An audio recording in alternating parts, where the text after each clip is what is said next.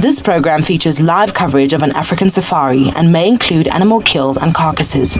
Viewer discretion is advised.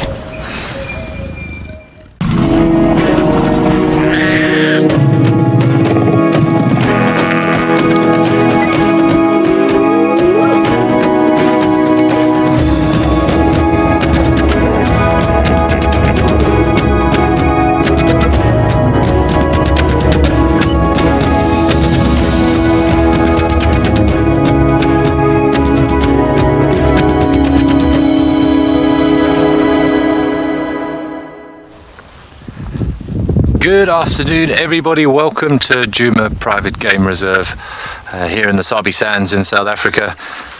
It's a lovely, cool afternoon. The wind is blowing, and we've got a lovely male wildebeest there to greet us on this stunning afternoon. My name is Ben. On camera behind me, we've got the fantastic Umpo, and we will be bringing you another 4 hours of incredible African safari experiences. As always, if you've got any questions that you'd like to send through to us, please do so. We love your questions. You can send them through to Twitter, the hashtag WildEarth. And of course, if you're under the age of 18, please pop us an email at kidsquestions@wildearth.tv, or you can register on the WildEarth website, head over to the channel page, and you can submit any questions there. So we've got this male wildebeest here. He's busy, just pretty much chilling out in his territory this afternoon. With this wind, the animals are a little bit nervous. Obviously it does mess a little bit with their prime senses of particularly smell and hearing when it comes to danger. I think I'm just going to move the car briefly, just slightly, just so we can get a better view of him for you.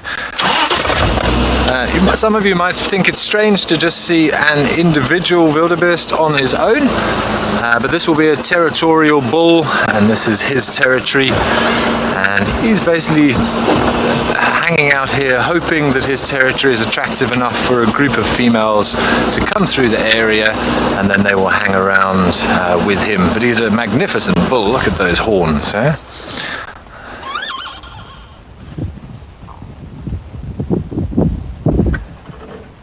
What a beautiful pose he's got going on this morning. But you can see why these are sometimes mistaken for a buffalo from distance, particularly this boy. It's often quite difficult to sex a wildebeest, to tell if it is a male or a female at a quick glance. The fact that he's on his own would be a strong suggestion that it is a male, because females usually travel in herds, of course. But even if you do just get one on its own and you're not quite sure, you can look at the horns. When he looks directly at the camera again, note where the horns start to sort of upturn. There we go. And you can see the turn starts beyond the length of the ears, and that's normally a trait for the males. The females' horns will start turning up before they get to the end, or sort of level with the tips of the ears. And again, that's just an adaptation for these males. In terms of fighting, a heavier head, a heavier set of weapons when they need to fight for territory and fight for the potential females. But it's a lovely cloudy afternoon here. There is a little bit of rain forecast for today, but we're hoping it will hold off. I know poor Tessa and Kelly got pretty drenched this morning out on drive, but it looks like it has lifted a little bit.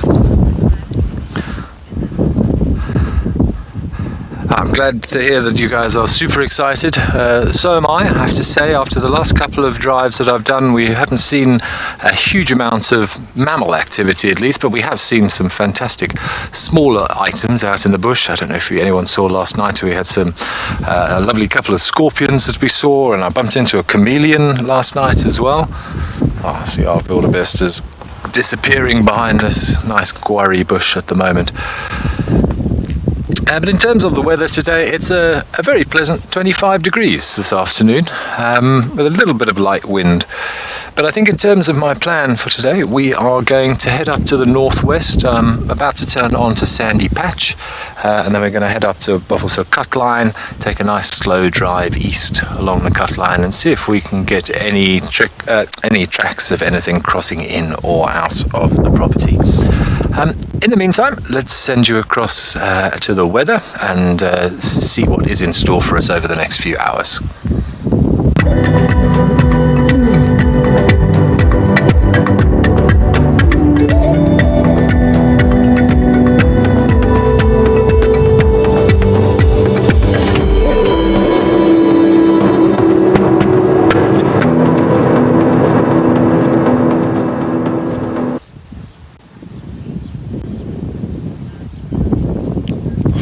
Good afternoon everybody. It is so lovely to welcome you to a beautiful herd of impalas up on quarantine.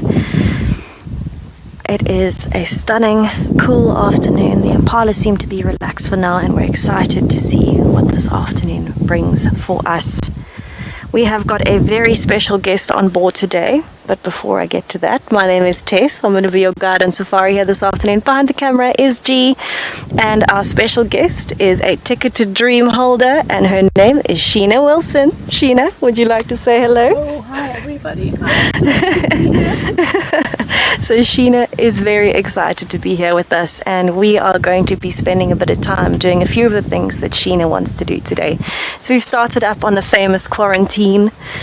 We want to go past the dam cam just now and see what that looks like. And of course, we're going to be checking in at the hyena dens as well.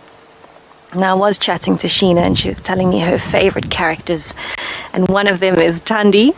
So we're going to do our best to see if we can find the old girl. And hopefully Sheena can meet her in person. How exciting would that be? So we've been watching this herd of impalas. They're slowly moving across quarantine. It seems like there were some wildebeest and warthogs as well, but they have moved off. But before we get into all of that, let's just have a look, have a listen, and take in a little bit of the breeze, a little bit of the sounds, and some of the scenery as these impalas are feeding.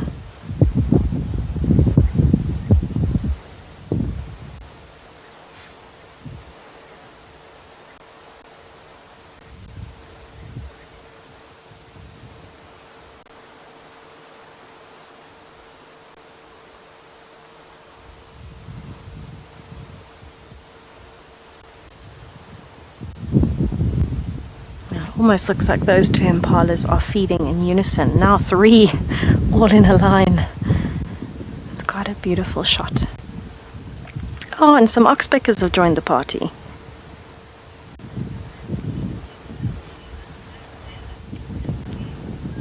Oh, Natalie, thank you so much for your comments, Sheena, and I appreciate the good luck that you're sending us. Hopefully it's going to be a fantastic afternoon regardless. Luckily, Sheena is into all sorts of things, including birding and just bumbling around, and anything that comes, we're happy to see. So I think regardless of what happens today, we're going to have a fantastic afternoon. And it's so special for us to be able to share this with Sheena and have her come and meet the crew and be on board and greet the old girl Wendy. The warthogs disappeared over the crest over there just now. But it seems like the impalas are more concerned with heading up to the top there while they're feeding so that they can make sure they're safe by the time nighttime comes. We're going to sit here for another minute, watch the impalas as they disappear, and then we're going to head off to see what we can find for Sheena. But while we do that, I'm going to send you over to JP to say good afternoon.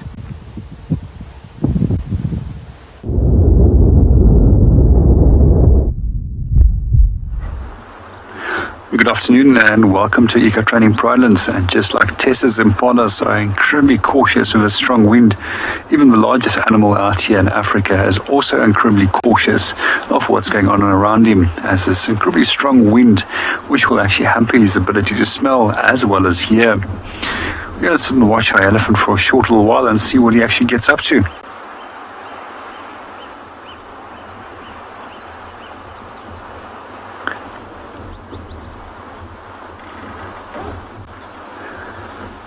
So my name is JP LaRue, and behind the camera we've got Craig. So let's see what our elephant is doing. Safari is just in. Normally they'll actually come and drink from the side where the wind comes from. However, today he's sitting precisely on the opposite side of where the wind is blowing. And the reason why they generally will do the reverse is to actually prevent that unnecessary algae and things do go to the opposite side of the dam, and to avoid ingesting that while they're actually drinking. As elephants can be incredibly picky when it comes to drinking, as they love clean water.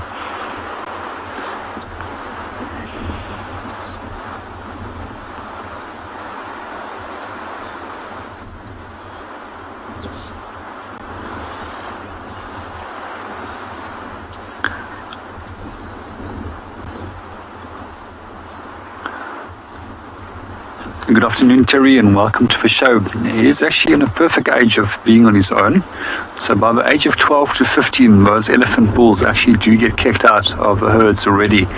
And if I have to take an estimate, this one is roughly some 19 to 20 years of age. It's very difficult to actually age bulls accurately and elephants in general on their own. When it comes to aging them, as you actually need to look at their dental configuration to actually correctly age them. And we do find that different individuals comes in all different forms and shapes and sizes, just like human beings, and some individuals have a far quicker growth rate than others.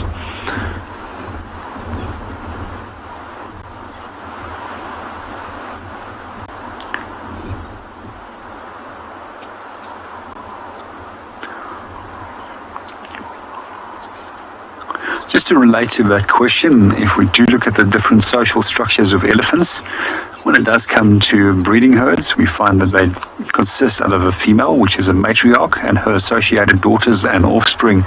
So when it does come to female offspring, the female offspring will remain in those herds for life.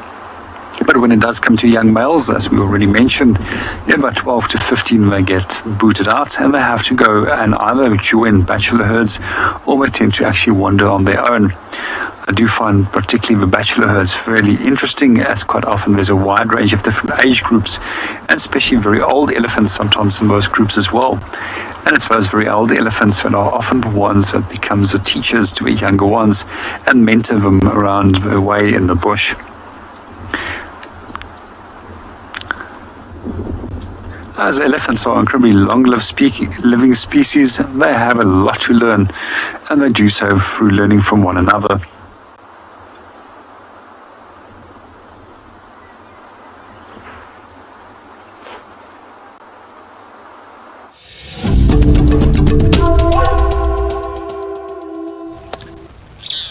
We've got this beautiful yellow-billed hornbill hopping around on this quarry, and just underneath you might get the occasional glimpse of a little group of dwarf mongoose who have been scuttling up and down this fallen log underneath the magic quarry.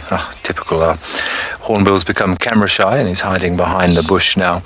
But yeah, hopefully we'll see some dwarf mongoose hopping around on that log, and it's actually quite normal to see these two animals, or these two organisms together. They do have an obvious relationship where the hornbills follow the mongoose around, and as the mongoose are foraging through the grass, then they disturb little insects and arthropods, which the hornbill then benefits from by swooping down and grabbing hold of them, a little bit of extra food. So we've just got a magpie shrike land in the same tree. Oh, there he goes.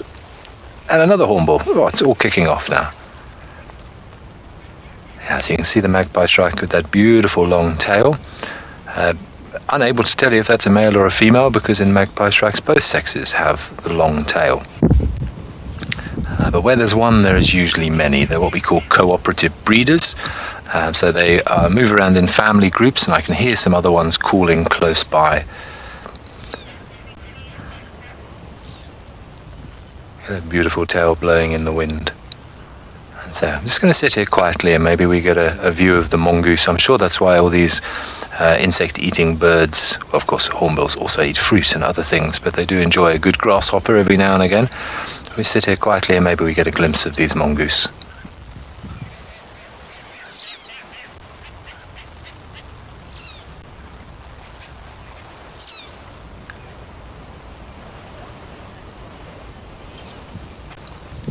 Come on, little mongoose, where are you?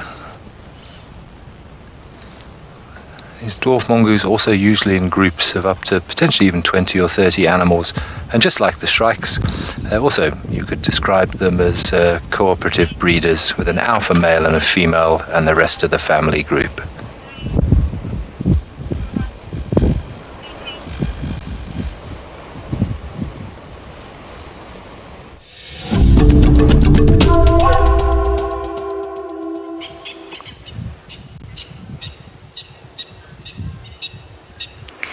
So we have just arrived at Gowrie Dam, and this is one of the first things on Sheena's bucket list. She wanted to see where we do dam cam and of course meet our famous parrot pair. And this is possibly one of the first times that everybody's seeing the parrots from this side of the tree, because we're on the opposite side to what dam cam sees. And how gorgeous is it to see that parrot right next to the nest. It's been preening, you can see it looks a bit ruffled in the wind and hopping from branch to branch. I think the other parrot might still be in the nest. But if you listen carefully, that high-pitched shrieking sound is the parrots. So let's have a listen while we watch.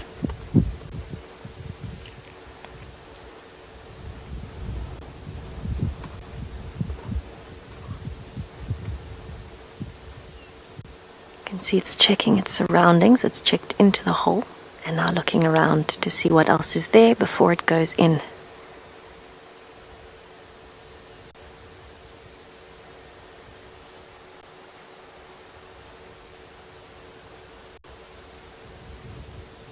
Isn't it amazing that a parrot can fit into a hole that size? Its wings look bigger than the hole, and yet somehow the whole body disappears. Now, this is probably our most famous pair of dam cam, I would think. Maybe the Egyptian geese when they had their 7 goslings. They were also very well known. But it seems the brown-headed parrots are definitely favorites at this point.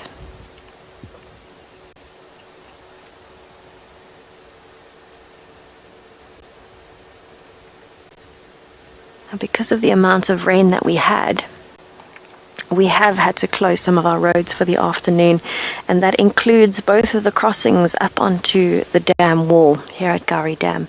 So unfortunately we can't head up onto the dam wall, but we are enjoying the scenery down here at the dam regardless, with the very dramatic clouded sky in the background which backlights it.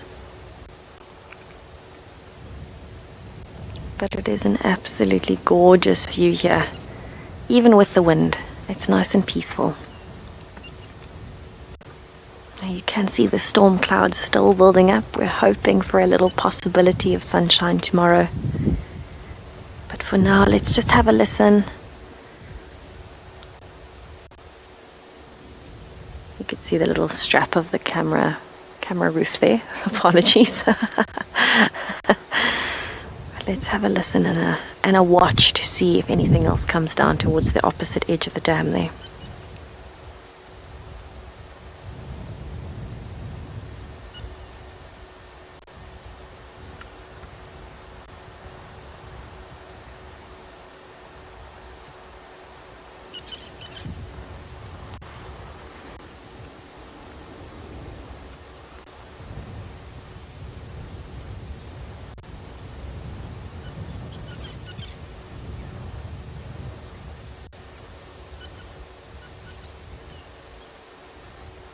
I can hear the parrots in the distance.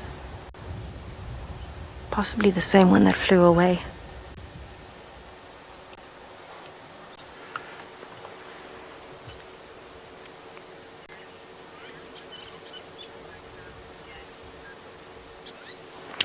Gowrie, the dam is really gorgeous, especially on such a dramatic sky afternoon. There go the parrots. Flying around and screeching. It's a beautiful sound. But yes, it is a lovely area to be sitting this afternoon, especially with the sky, I think, and the grass blowing in waves. It's just a gorgeous afternoon to be here. I can see a nyala right on the opposite end, but he's moving through the thickets, so I'm not sure if we'll actually get him But it's a lovely big male.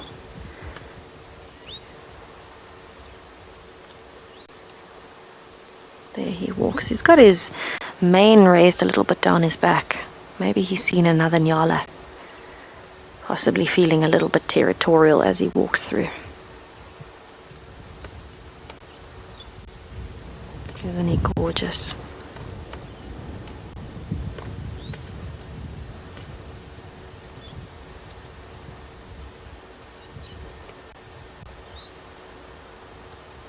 I absolutely love the way a nyala walks. I think it's very elegant. Sheena seems to agree. Alright, we are going to sit at the dam for a few more minutes and just see what happens, but we'll catch up with you again a little bit later.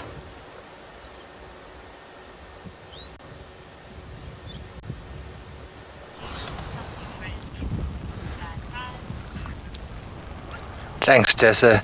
Yeah, those nyalas are beautiful, elegant animals. They walk on their, looks like on their tiptoes, like a lady in high heels. Beautiful. And we've got, hopefully, some little cuties for you as well. We've got a little family of dwarf mongoose that have been hopping around on this dead log just over to my right here by Sandy Patch. They're a little bit camera shy, but they're coming and going. Hopefully you can just see him sticking his head out through the grass there.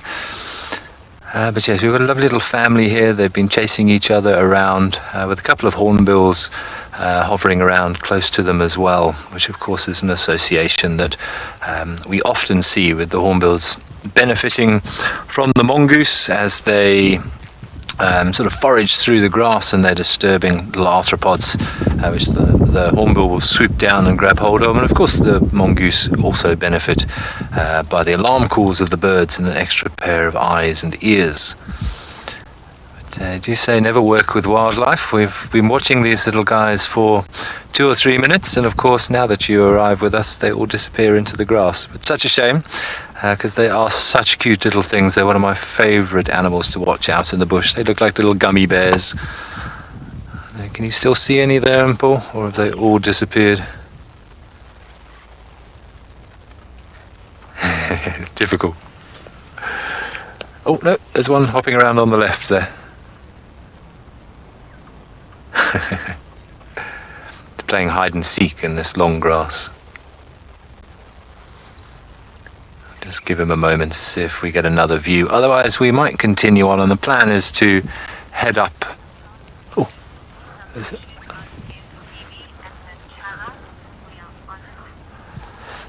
Oh, for any of you guys watching on DSTV, I know we're having 1 or 2 technical problems, so our apologies for that.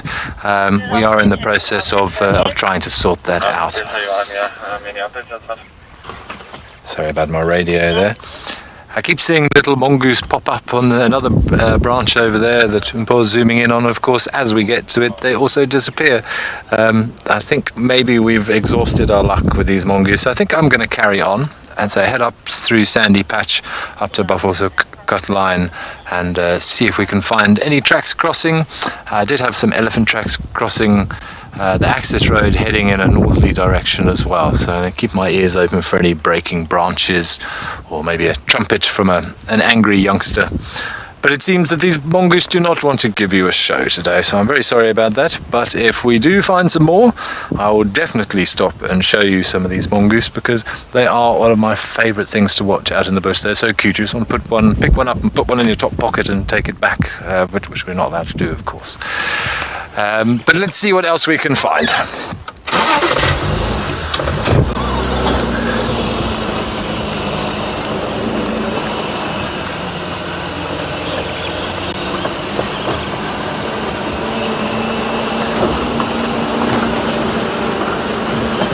Of course, after all the rain that we had this morning, as I'm sure you saw how wet poor Kelly and Tessa got this morning, at least the ground is nice and receptive to tracks, so if there has been any activity, it should be relatively easy to see. So that's one of the reasons why I want to go up and check the cut line and see if perhaps in this cooler weather anything has chosen to come and join us. In the meantime, I'm going to send you back to JP. I know you had an elephant drinking earlier, so I wonder if there's anything else that's joined him down at the dam.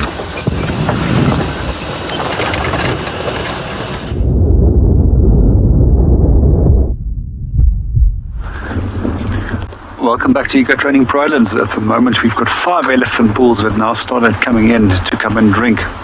I'm actually very surprised to see so many elephants at the dam today, as there's so many small little pans scattered through the veld, which is all filled with water. But for some reason, they still prefer to come right over here to the larger dam to come and have a drink. There's a much larger bull that's just walking on the dam wall now. That seems as if he's going to pop down somewhere else and drink a little bit further away from the rest of the group. These are all bachelors, and as we were discussing the different social structures earlier, when it does come to bachelor herds, we generally find that there can be a wide range of different age groups inside here, but generally we find males of anywhere between 12 and 15 up to 25, and sometimes some of the older bulls of above 45 years in age that will start coming into these groups. And what normally happens is once the elephant bull gets to the age of 45, they stop going out of must more often, and then eventually they stop going into must at all, and then they start reproducing and simply hang around with the rest of the males. Some individuals can also walk on their own for the rest of their life.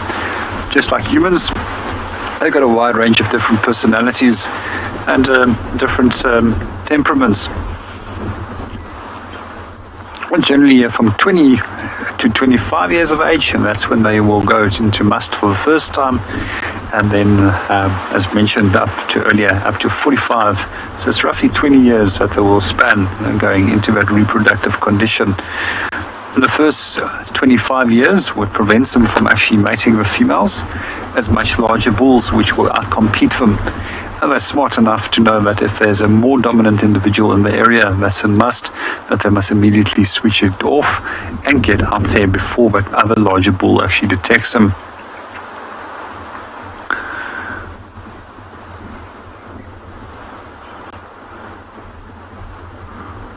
But for now, let's sit and watch our elephants and just enjoy watching how they drink.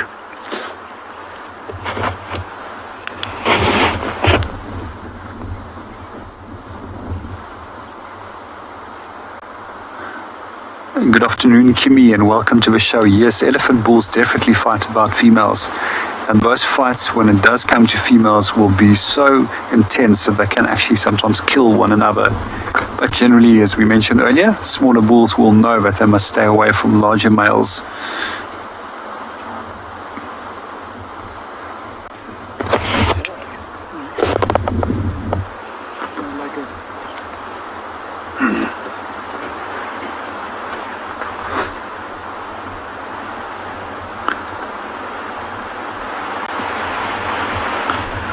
While we continue watching our elephants, let's go and see what else is happening.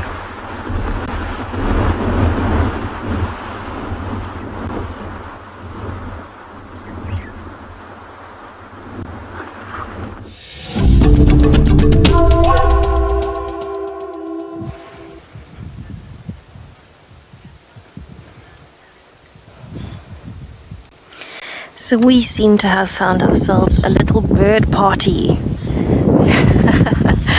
And they seem to be flitting all around, flying off from this fallen marula and landing in all of the other little bushes around us. So while we are here, and it seems to be quite active, I want to just have a listen in case we hear any unusual bird calls, see any movements. It is a very dramatic skyline to take in. So let's have a listen.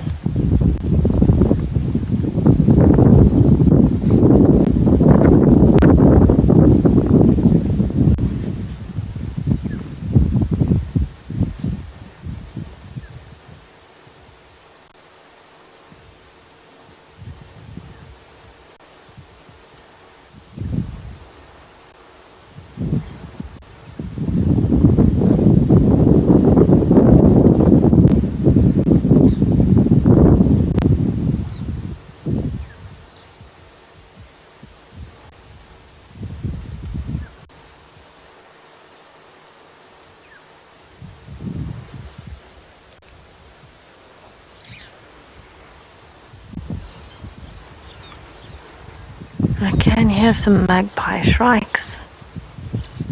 There were some red-billed buffalo weavers when we got here, and it looks like some of the birds are coming back onto a termite mound here.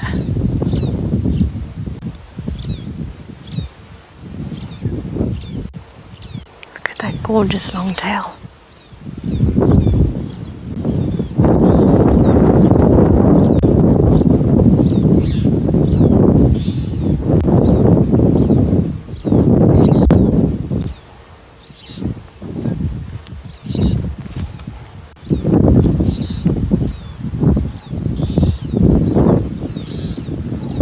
Seems like we found a family of magpie shrikes. They seem to be spread out, flitting around, and of course calling as they go.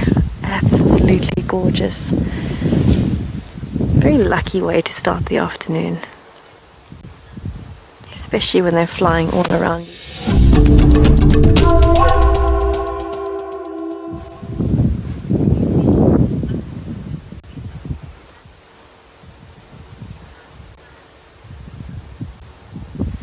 So we have been looking for some birds. It seems like when we got here there was a whole party of birds. There were some hornbills, red-billed and grey hornbills. There were red-billed buffalo weavers, magpie shrikes. And it seems the hornbills chased the buffalo weavers away, but the magpie shrikes have decided to stay. And they are looking gorgeous against that skyline. This is a fallen marula. It was pushed over by elephants. And you can see the magpie shrikes are bouncing around the branches.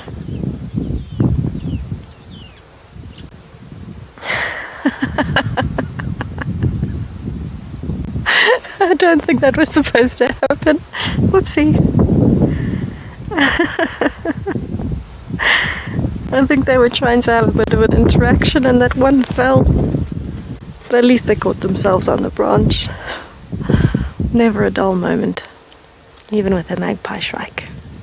Oh, I love how it kind of turned on its side then, it just hopped off. But it seems like they're coming down towards the road. Maybe looking for insects.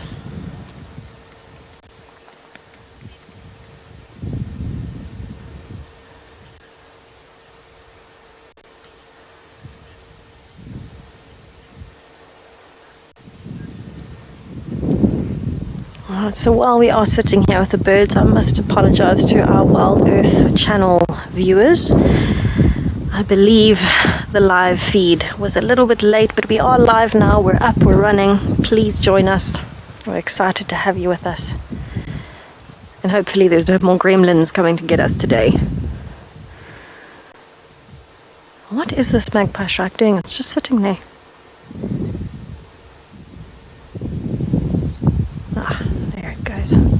Back up to the original branch on the termite mound.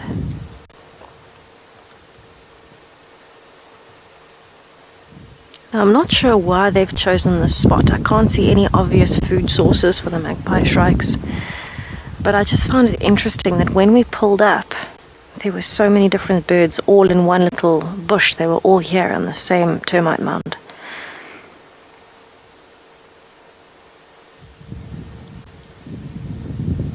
Look at the details on those feathers though. Very distinct bird, black and white, a cross over the back when it's flying.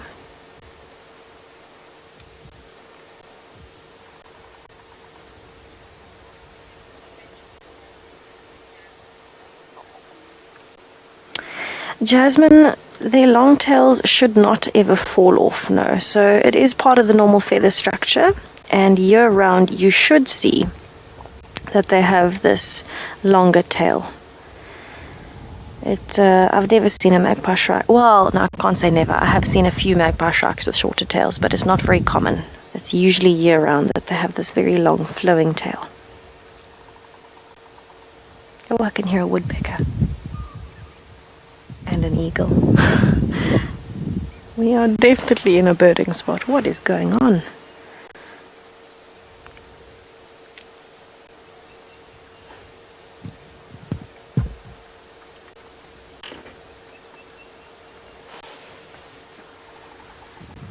I don't know if you can hear that tapping sound, but it sounds like there's a woodpecker in the drainage line at Philemon's Dip. And we can hear it knocking against the wood.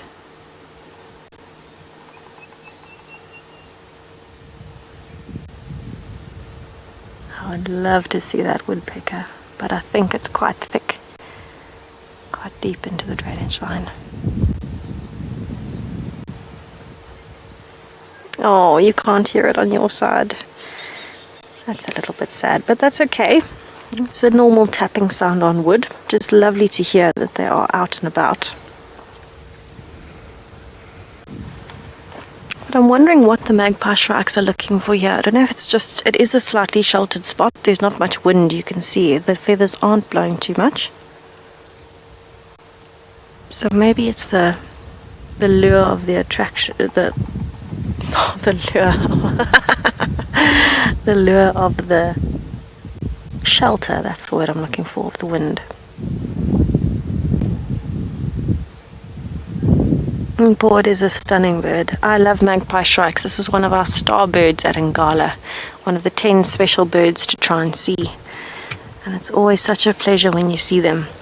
Maybe they are also looking for food. This one looks like it keeps coming back to the road and then disappearing into the long grass. So very possibly looking for food, things like insects, small reptiles.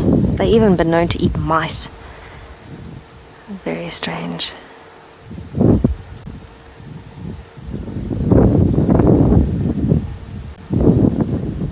Maybe it's a combination. You can see the wind on that side is a bit more windsurfing at the moment with that tail. Now, I'm glad you can see a little bit of that white under the wing. It's called the flank of the bird. This is how you would tell the difference between male and female magpie shrikes. That white patch under the wing will be much more cream in a female. It's the only difference really between the two. But I'm just loving watching it balance.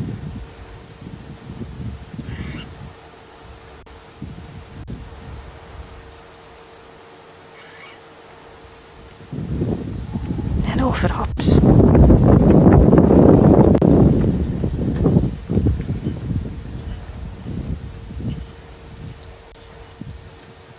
Shreyas, you want Sheena to help out with the bird call challenge today? Absolutely. We've already spoken about it, in fact.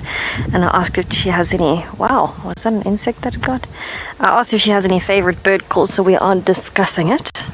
I don't know if she wants to take a guess at a bird call if I was to play it, but we'll talk it out and see what agreement we can come to. It's a good suggestion, Shreyas. Thank you.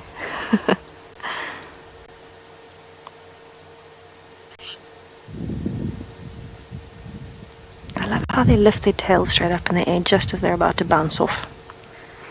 But I think what we are going to do is we're going to leave our little bird party. We're going to carry on down towards Taxons Road because we want to head to the hyena den and see if there's any activity.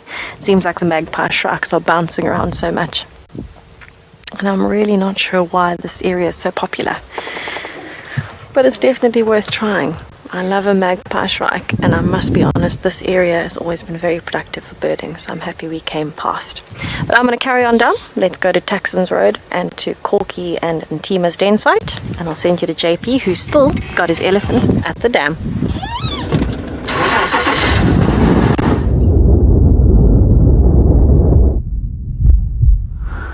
Welcome back to Pridelands. We're still sitting with our 5 elephants that's busy drinking, and they've actually got quite a first on them. I'm actually surprised how much time has been spent at drinking this afternoon. And if you've ever wondered how much water can fit into a trunk, it's claimed that anywhere between 7 to 12 liters of water can be fitted into the trunk and then be jetted down into the mouth. Depending on whose books you read, there's also some claims that they can drink anything from 97 up to 120 liters. But this is most likely pretty much influenced by the size of the animal more than anything else. For elephants, water is very important. In some areas where it's incredibly warm, we'll see that they will often come and drink at least twice a day. But we also see that they can also go for several days without water, especially elephants that are found in arid areas. But when it does come to the desert elephants, we actually find that they can actually move several kilometers to and from water. I remember correctly, they can move up to 80 kilometers to water and back to the areas where they feed. And when it does come to desert elephants, there's something else that just pops in my mind, and that is that their feet is also slightly larger to actually make it easier for them to walk on that loose sand. But we also see with all elephant species that their feet actually expands when they actually do step on mud. So it creates a bigger surface area that they don't sink into the water. And it also contracts when they actually pull it up. This is amazing to watch this elephant over here onto our right hand side, how it's actually climbing up on the side of that very steep embankment. Let's watch and see how he does it.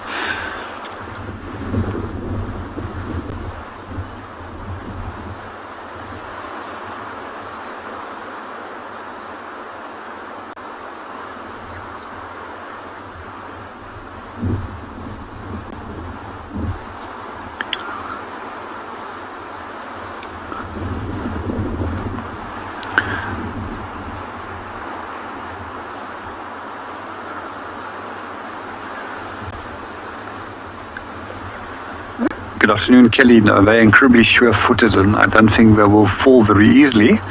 And I've even seen elephants going up into places where I wouldn't actually climb up. And it's just amazing where they can go. It seems they're now starting to all move off, and they'll most likely go and continue feeding for the rest of the day. They do spend quite a lot of time eating. They reckon that they can eat anywhere between 19 to 21 hours of a day. Quite often we compare that to a lion, which only spends, which will spend 19 to 21 hours of a day actually just simply resting. But elephants are always seeming busy and always doing something, and it's also one of the reasons why I love spending a lot of time watching them, because it's always something that we can interpret about their behavior. As it seems if our elephants are now moving off, let's go and see what the others are up to.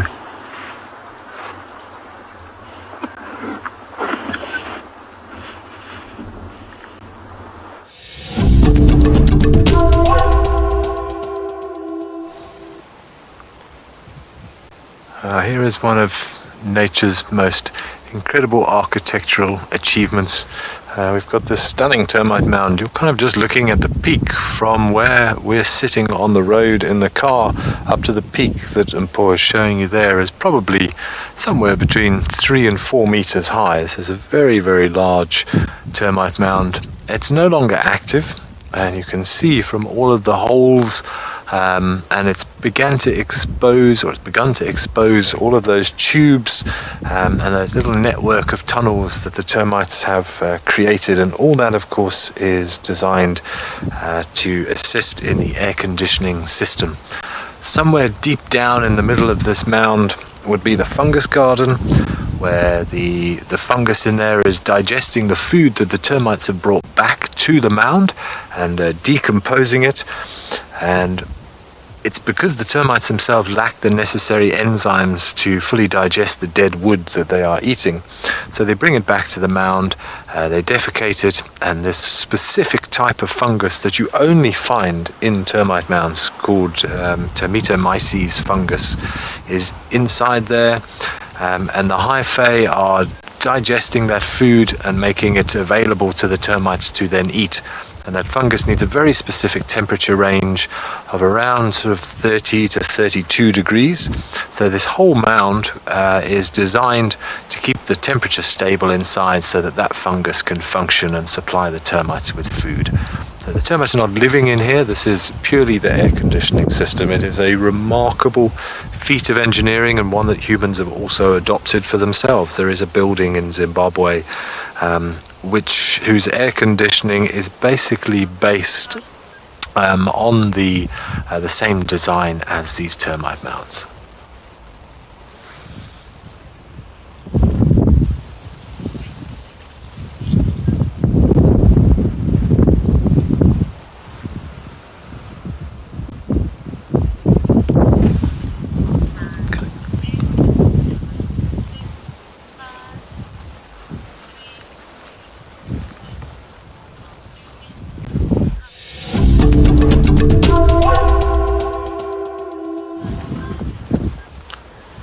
So we're enjoying this view of this very impressive termite mound.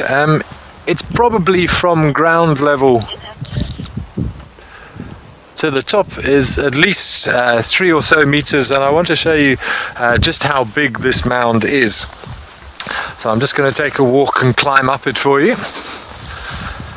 So you can see where I'm stood here on the base, right up to the top. It's nearly double my height, so around about 3.5 meters. Oh, there's a hole down here that I'm just checking to make sure there's nobody living in here. It's always a good piece of advice. If you see a hole in the side of a termite mound, do not walk past it, because warthogs do like to live in here, and the warthog's defense mechanism is to come shooting out of the hole because they don't want to get trapped in there by a predator like a leopard.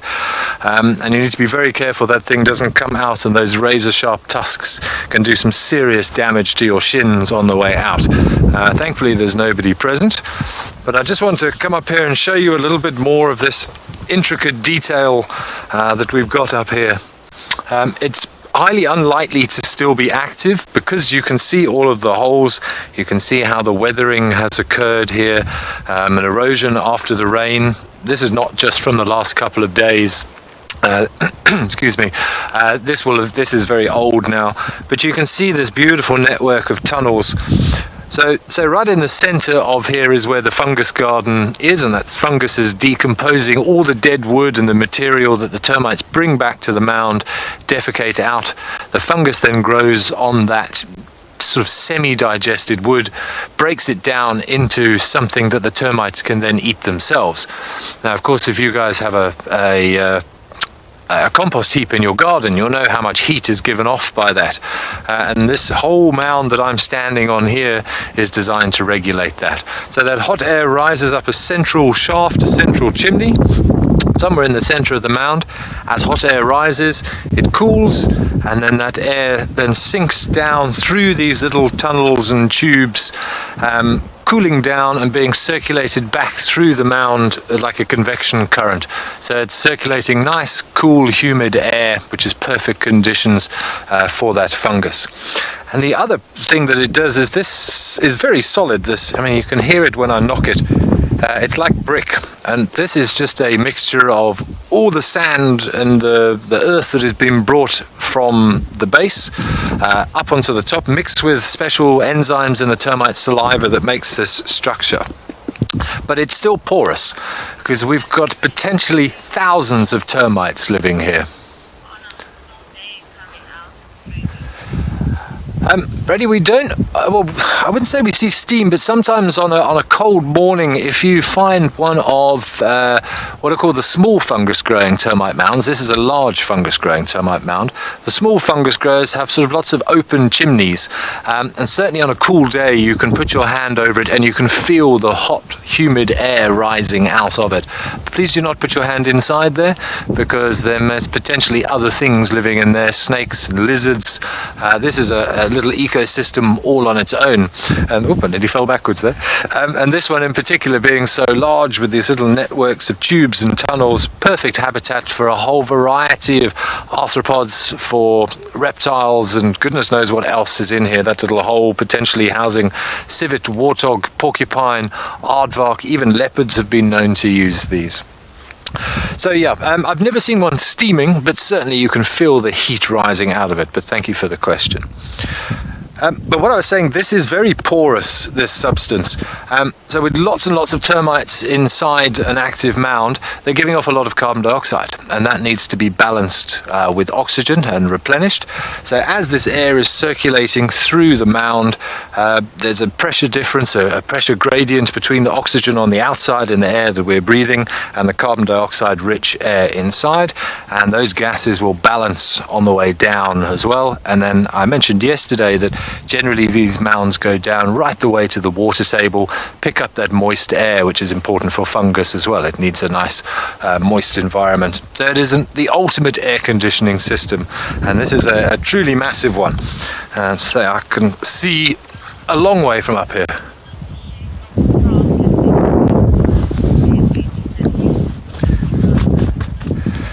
So I didn't catch the name, I do apologize, but yes, it does look like it's been carved here. But this is the incredible architecture. All these little tubes that you can see in here are from where the termites have designed it that way, so that cold air will sink down through these tunnels. With wind and rain and constant exposure, with no termites in here to fix it, it's began to expose this sort of skeletal structure from within the mound. Very, very impressive. Thank you for the comment there. I apologize, I didn't catch the name, Gwen, unless you can let me know again.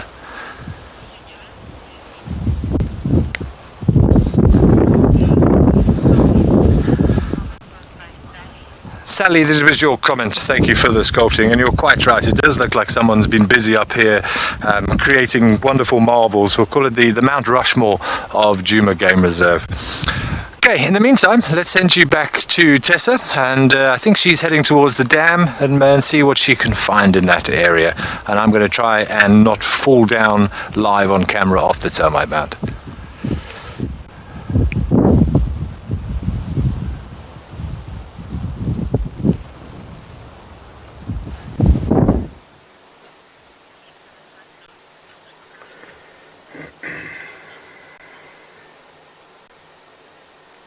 We have just arrived at Treehouse Dam. It is quite a dramatic sky. We've just been chatting about the cloud formations.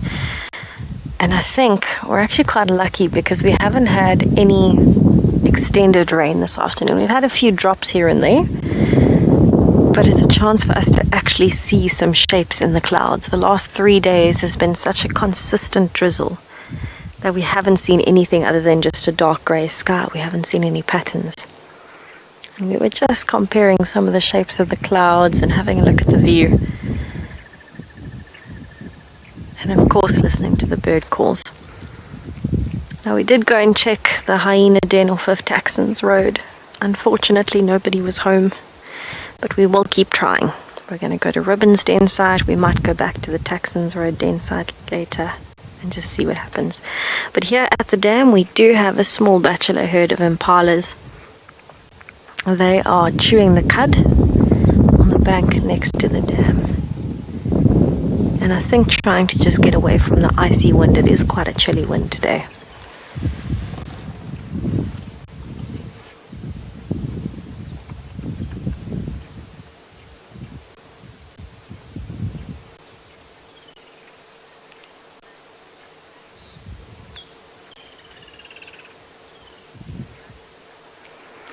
Rain's light animals that would enjoy this kind of weather would include all of the predators, possibly except cheetahs. Cheetahs might not enjoy it as much because the other predators are more active, and cheetahs are the weakest of the predators, or the most in danger of being predated on or outcompeted.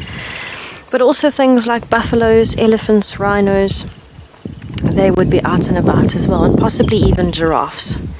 So these are the bigger animals that would struggle a bit more to keep cool in the intense heat, but also the animals that have less to worry about in terms of predation and competition. So not something like an impala, which is the main food source for most of the predators, and it's a smaller animal. It will struggle a bit with the cold. So that's why the impalas are lying down. Even the oxpecker is having a relax. It's not even feeding. Look at it. It's just relaxing on the back of the impala out of the wind. But we particularly enjoy days like today because not only do we not overheat, but if we are lucky enough to find predators or elephants, they're usually moving a lot more than usual, and so you get absolutely amazing sightings. And birds as well. Because it's not raining, it's only windy, the birds are very active.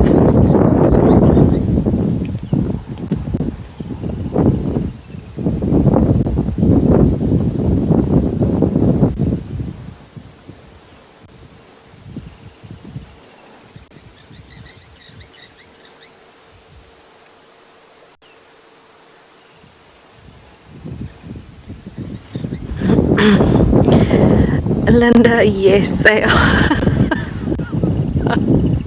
They are quite beautiful. It's quite an unusual shape. There's no other antelopes with horns like that. So this is a young male. He looks like he's not even 3, maybe 3 years old, I would say about that.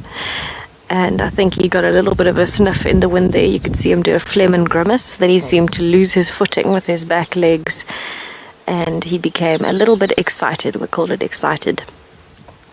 And went through the motions of a male. That's called the scent of a female in estrus on the wind. Quite unusual considering he's in a bachelor herd. And he looks like he's the youngest, so he wouldn't really get much of a chance with the other 4 males around. But he caught some or other scent. And he decided that it was time to practice his skills in the air.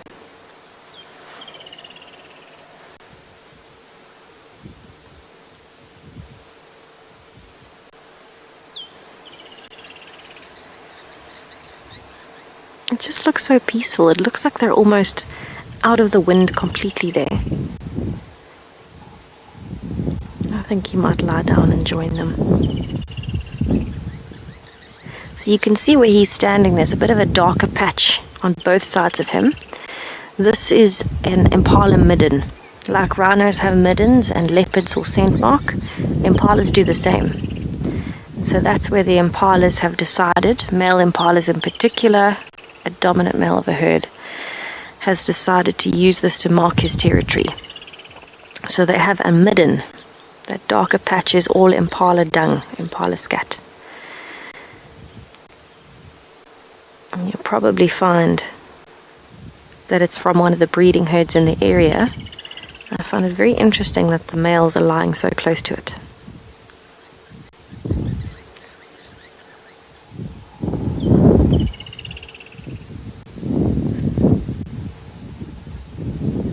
I'm actually just thinking maybe his display was part of the reason, or part of the reason behind it is also because we're going towards the rutting season. So maybe he's trying to practice his dominance. But we're going to stay here for a little bit longer. The wind is picking up, but we can still hear bird calls. So we're going to sit and watch what our impalas get up to.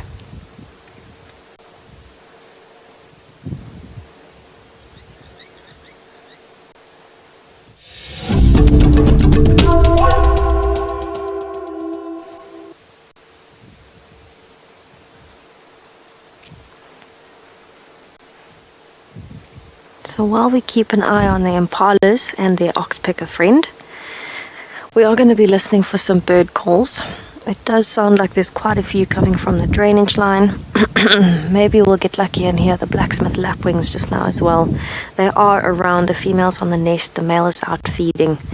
And so maybe we'll get lucky with some added bird calls in the area. Let's have a listen.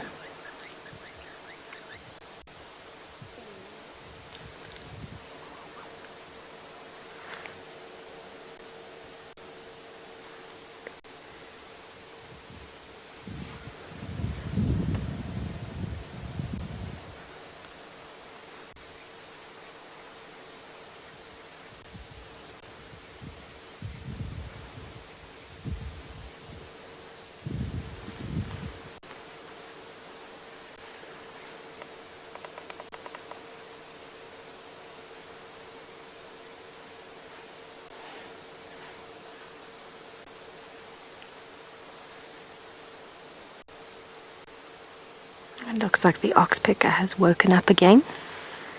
It is back to feeding.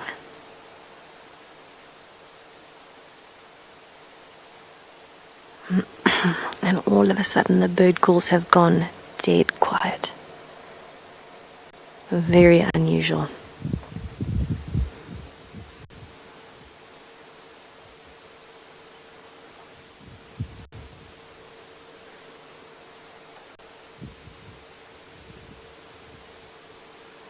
I'm wondering what the impalas have smelled. All of them seem to have lifted up their noses a bit there, except for the one that's now lying flat, keeping warm on the ground. Maybe they caught the scent of those buffaloes or something on the wind, and they're busy analyzing. But that other impala has decided it's definitely not worth worrying about. He's getting comfortable for the night already.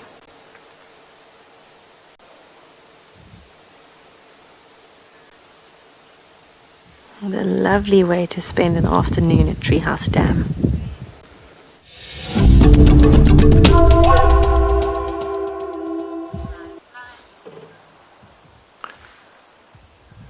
We've found a lovely little herd of impalas, and it is a little herd of impalas for a change. I only see about 6 or 7 individuals here, a couple of adults with a couple of youngsters with them as well. We just thought we'd enjoy some of the serenity out here. It's actually a lovely afternoon. It's not cool, but it's nicely overcast. There's a gentle breeze blowing now. And it's actually really nice just to sit and watch these impala going about their business. They look very relaxed and thoroughly enjoying, I think, all the moisture that's been around over the last couple of days. You can see a slightly younger one there on the right. It looks like about three females with a couple of youngsters.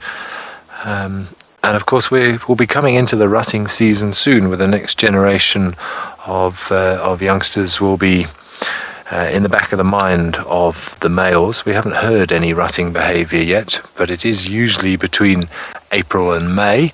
So I would think over the next few weeks we're going to start seeing the males having their little standoffs, and we hear them grunting and growling and chasing each other through the bush in preparation.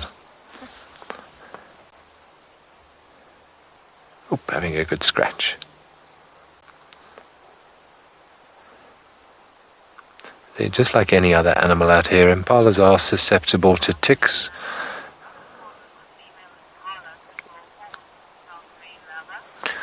Dark mane lover, you want to know what causes a female impala to grow horns? I know it does happen from time to time. I've seen it once or twice, but they don't look anything like the impressive set of horns that a male has got. They're usually much thinner, and they're growing in a strange direction, and you can see that they're kind of not supposed to be there. I'd be lying if I could tell you exactly what it is. It's a genetic defect, possibly with a little bit of excess testosterone during the developmental stage, but it's a genetic issue, and we do not see it very often. Thankfully, it's sort of not passed on. I say thankfully, it doesn't really matter, but it's not passed on very often, and nature has a pretty good way of selecting those animals which have a genetic defect to not mate. I have no idea whether a female with horns would have any issues in terms of conception, but I wouldn't be surprised, because nature does like to try and sort of eradicate those, I don't want to say faulty genes, but you know what I mean. I think JP had one on Pridelands the other day. What can happen, of course, in more areas where the animals are fenced and there isn't enough free roaming, is that if you do get a little bit of a bottleneck in terms of genetics, and there isn't the ability for new males to take over, and if you end up sort of sharing the same genetics around and around in a circle, again, that's also when you can end up with some strange abnormalities. But in an open system like where we are in Djuma, and the whole of the greater Kruger National Park, of course, open to the Kruger National Park itself, we shouldn't have any of those concerns. But the very peaceful, serene scene, say that quickly, too many times you're going to have trouble.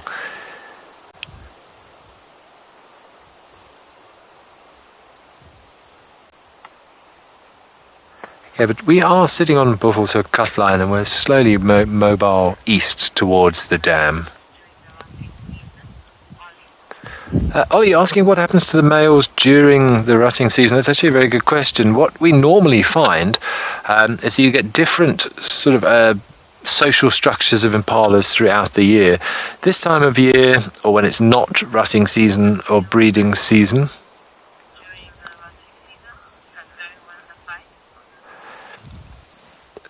sorry, I just had a little comms issue there. But yes, so the males, when they do lose, if they don't win those initial ruts, they will form sort of little bachelor herds. So this time of year, we could get a little bit of everything, because everybody is friends at the moment. The males are not fighting over females, but they will then begin to separate. They have their territorial battles. The successful rams will take over an area, and obviously the more successful the ram, the better the area it's likely to get. It's got access to good food, good shelter, and good water, and is more likely to attract females. The ones who don't win well, they don't want to hang around on their own because that makes them very easy pickings in terms of other predators like leopards and dogs and lions. So the losers and the younger males, they will hang around in these bachelor groups, and they will still sort of fight each other and have a pecking order within them. And at some point, because what will happen is that they will then spend the next sort of few days or few weeks without any great stress in their lives. They were able to feed and groom themselves and sort of bulk up a little bit, go to the gym, and get in good shape. Whereas the males who were initially successful are spending all of their time defending that territory against males and trying to keep the females there and expending a lot of time and energy on mating. And he tends to lose condition quite quickly. So what often happens is that a male will only hold his territory for perhaps only sort of 5 or 7 days, and then he loses condition so quickly that one of these other males that didn't win the initial rut, who's been working out in the gym, is able to come in and overthrow him. And in that sort of 6 to 8 week rutting period, it's quite normal to have 5 or 6 different males. And as I was saying, in terms of genetic diversity, that's a wonderful way that nature has got to ensure diversity and not have the same male mate with every single female in that area. Okay, I'm going to continue on down Buffelshoek Cut Line towards the dam. We've had a few tracks of buffalo in this area, so I'm quite intrigued to go and see if there's anything happening at Buffelshoek Dam. And in the meantime, I'm going to send you over to Tessa, and let's see what she's found in the south of the reserve here.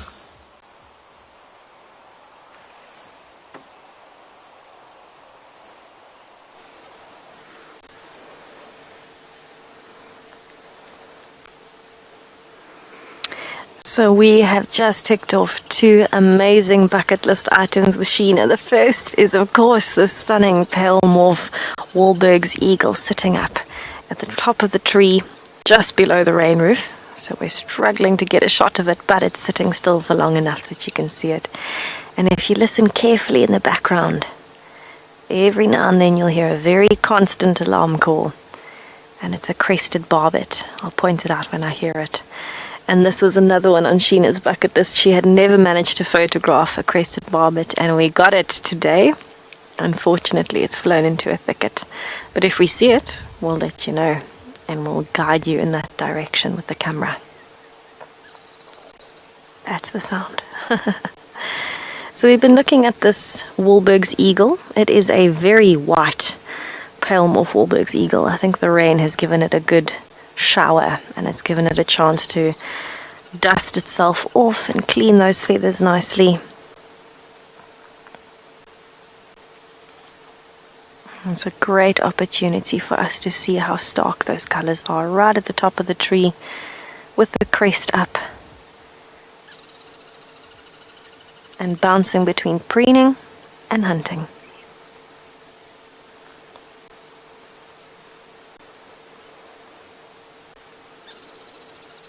Now we're not sure if this is a male or a female. It's very tough to tell if they aren't sitting next to each other because there's no differences in how they look other than the female being slightly larger than the male. But from the size, I would almost want to guess that this might be a female. But I could be wrong. It's very tough to judge.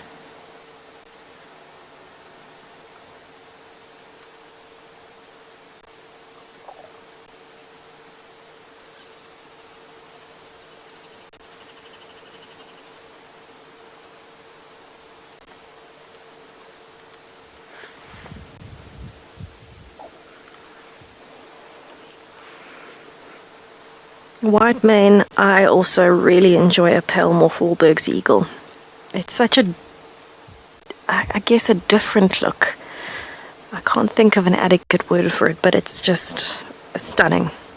I love that contrast of the wing to the body. And I remember the first time I ever saw pale morph WildEarth eagle. It was when I was training already, and they caught quite a few of us, and they said, "What eagle is that?" And we frantically searched through our bird books. I remember going through that thing over and over and over again, and I could not work out what it was. until I found the pale morph of the Wahlberg's eagle. One of those face palm moments when you want to kind of tap yourself on the forehead because it's right in front of you, but no, I know Wahlberg's eagle is brown. Move on. It's not that. So there's always an opportunity to learn something new and many opportunities to be wrong in the bush. So we've got to roll with it.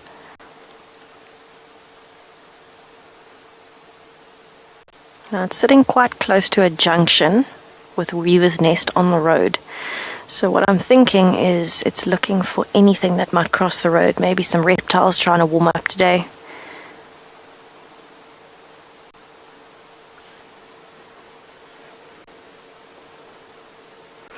Cassie, they might have already started migrating. They are an intra-African migrant, but they are here usually until the end of April is more or less when we see the last ones disappearing. So it is still a little bit early. You might find 1 or 2 pairs that migrate prematurely, but anywhere between, say, September to April is when we would find them here. So we might still have about another month and a month and a bit with the Wahlberg's eagles.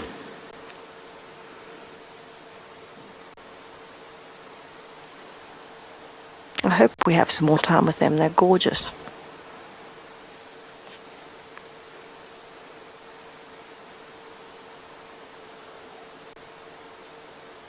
I think the earliest pair we had was in August this last year.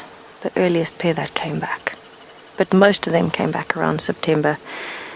And we're still seeing quite a few, so I don't think any of our resident pairs have left yet. When I say resident pairs, I mean the ones that come back to the same nests.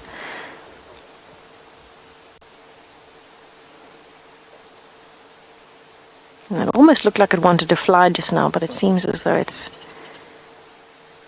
changed its mind. It's just going to balance now.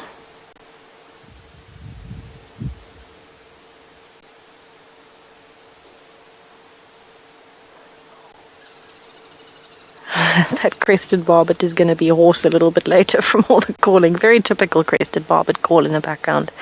But we're going to carry on down to the Mulawati drainage line and, of course, Ribbon's den site and see what we can find.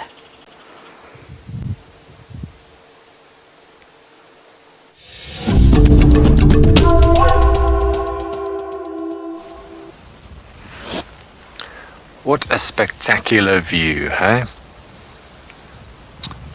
We're sitting on Buffelshoek Cut Line, looking pretty much due east, and you can see this long straight road in front of us. Back when this area used to be farmland many years ago, this would have been the dividing line between two of the properties, and now of course all of these fences have been dropped, and this incredible ecosystem that we now live in, where these animals can roam far and wide for quite literally millions of square kilometers now, or millions of hectares, my apologies. But a stunning view. I just thought we'd sit here for a little while and enjoy the view. I love the way the road gives this shot some depth, and we've got these rather dramatic sort of layered clouds ahead. It's a lovely sort of three-dimensional feel that we've got. We're just going to sit here for a little bit and listen. Maybe we get an alarm call. I hear a grey hornbill calling in the background. See what else we can hear.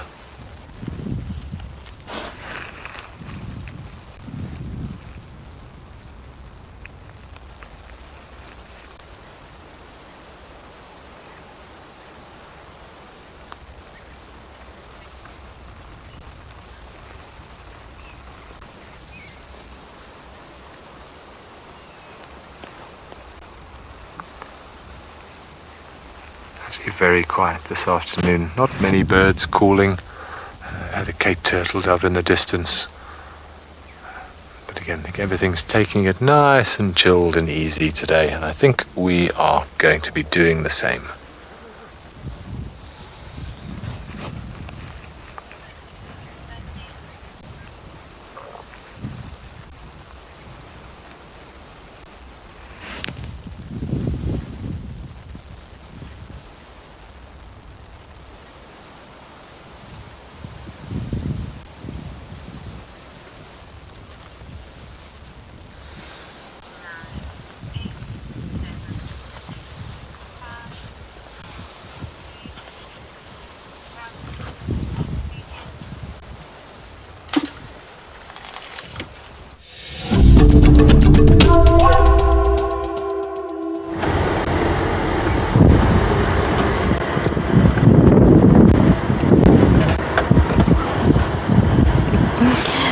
So we are on our way towards Gari, Maine, and G thought he heard some elephants, so that's what we're looking for at the moment.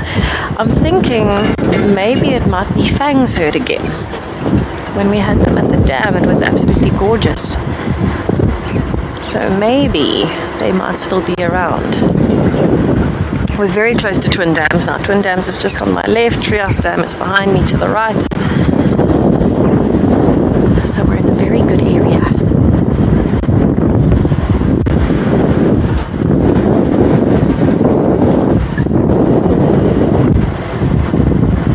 So let's see, maybe we'll get lucky with some tracks on the cut line here. So I do want to remind everybody, because tomorrow is Global Recycling Day, if you didn't know.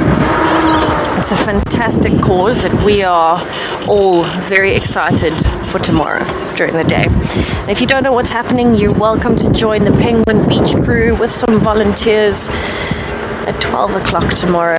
We'll let you know the details of where you can meet them. But if you can't join us in person to help pick up plastic, we're going to be picking up plastic in the marine protected area.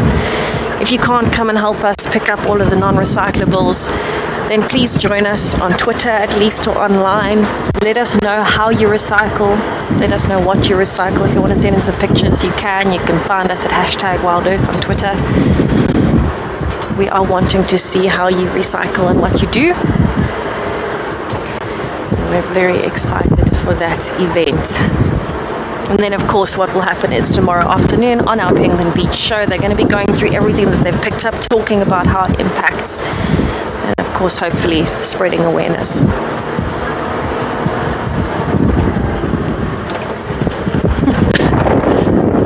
I can see something white on the road.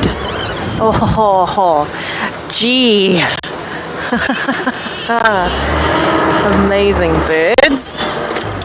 Oh my goodness, right up at the top of the dead tree, well spotted, G.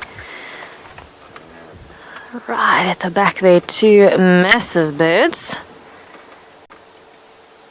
And looks like two very differently sized birds. Now I think we should make a game out of this, because there's two different eagle species here.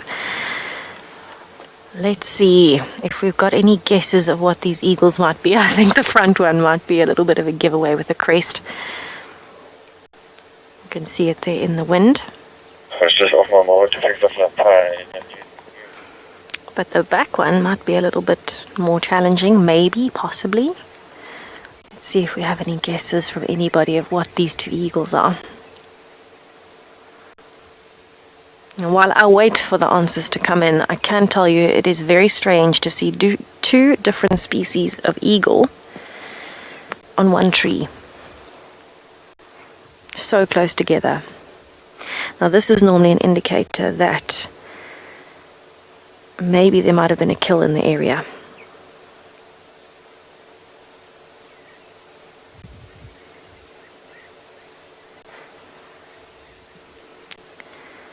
Oh, I nearly accidentally said the name of the eagle.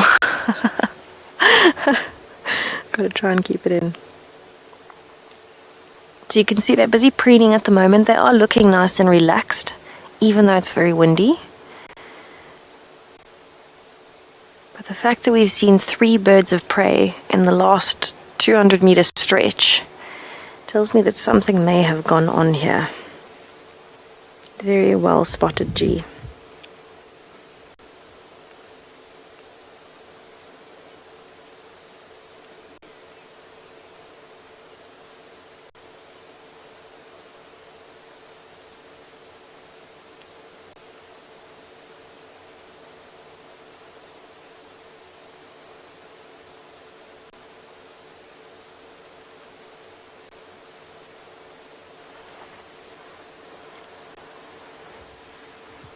So I'm having a listen while we're watching in case there are any other sounds around us that could indicate what else could be around.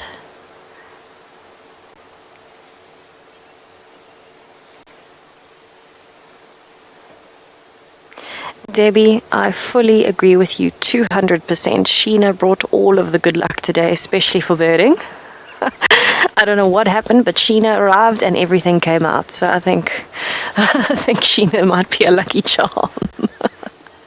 Hopefully it's the same for Tandi or Maribs as well, but we don't want to push our luck.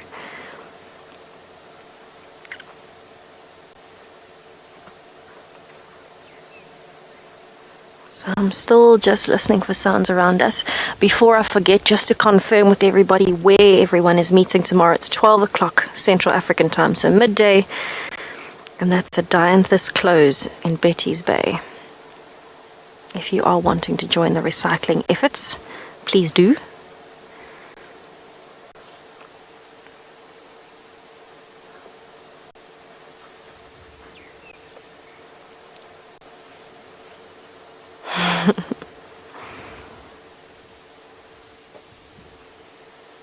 I'm wondering if this one is not a pair with the other one.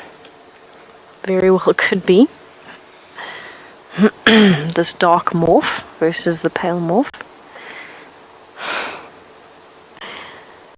We'll see if we get any of the correct answer of the other one, but this front one is a dark morph of a Wilberg's eagle.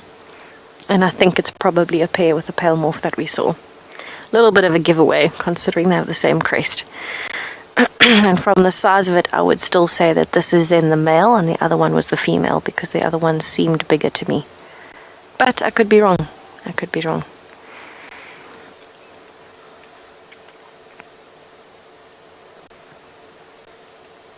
Wonder where all of our birders are today. Our birders are a bit quiet.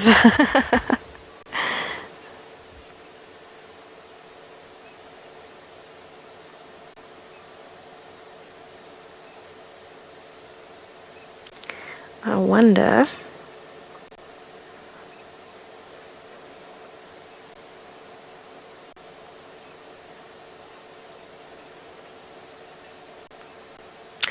Craig, a Bonniest eagle and a golden eagle. Now those would be very good guesses, but unfortunately those would be American species.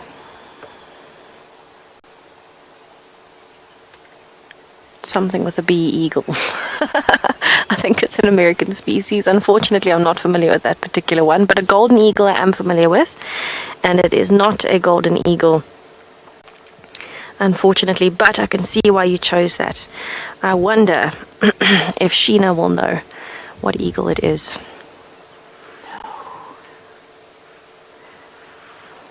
A tawny eagle? That's the one, a tawny eagle.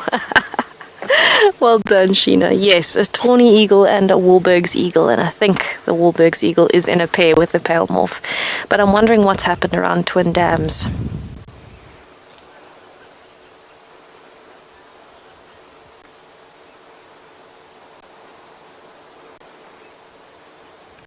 Picky, you're letting us know that both might be tawny eagles instead of one tawny and one Wilberg's because of the shape of the beak. I can definitely see a different shape on the beak. That would make sense. I have never seen such a dark tawny eagle as the one in front, but I will take your word for it, Picky, over mine. Although the size difference, it's a bit deceiving because the one is a lot closer than the other on that tree. I almost had a feeling that the one might be a lesser spotted eagle. But maybe it is a very dark form of the tawny eagle. It is likely or possible. So maybe Picky is right. Maybe they're both tawny eagles, but just different sizes on slightly different areas of the tree. But I'm wondering what happened here at Twin Dams, that both of them are here and that pale morph was literally just around the corner.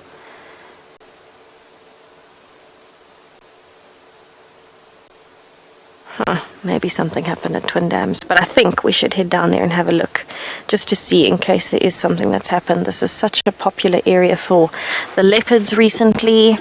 We even had a lone lion track, one lioness that came in and out. Very likely something might have happened. Right, Let's see what we can find. But while I'm headed down towards the dam and to figure out what on earth is very white in the road, because something is catching my eye there, I'm going to send you over to Ben to see what he's up to at the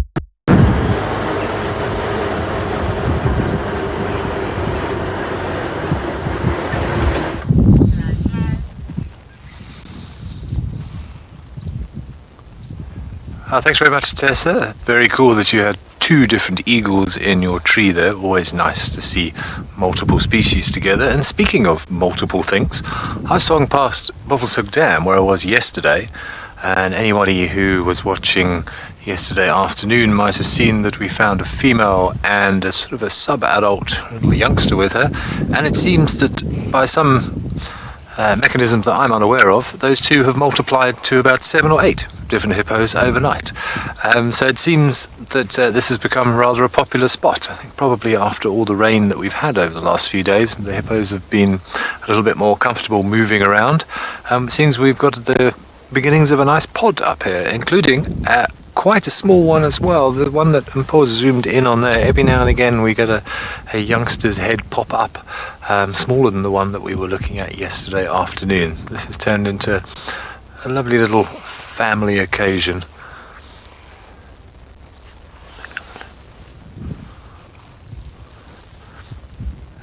Yeah, looks like the young one keeps coming up, taking a breath and disappearing down. I know you can only see 2 at the moment, but we've counted 7 or 8 hippos in here this afternoon.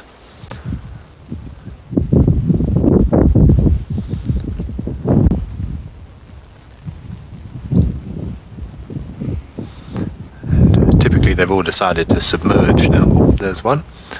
They can hold their breath for sort of 5 to 6 minutes under stress, but they always come back up.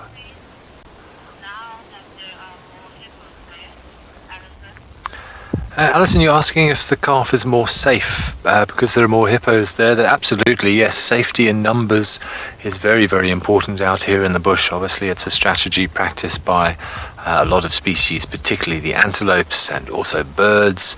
The good thing if you're a hippo is, of course, you don't really have too much to worry about in terms of predators. Your biggest concern during the daytime would be crocodile. I haven't seen any crocodiles here, but there's kind of a sort of an unspoken truce between hippos and crocodiles. Very rarely will you see a crocodile even attempt to take a young hippo, even though it is quite capable of doing so.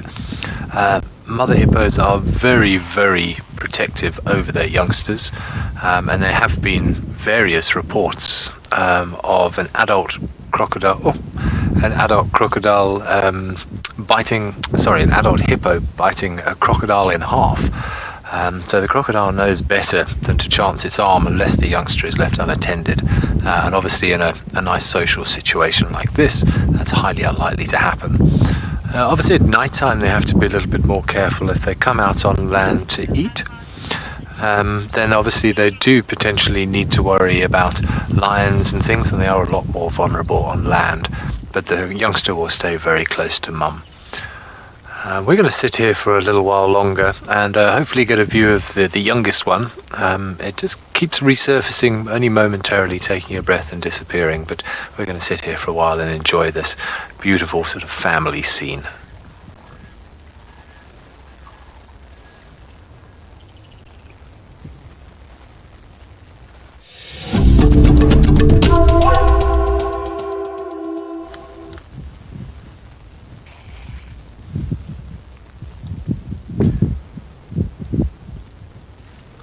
These hippos are enjoying a very lazy afternoon.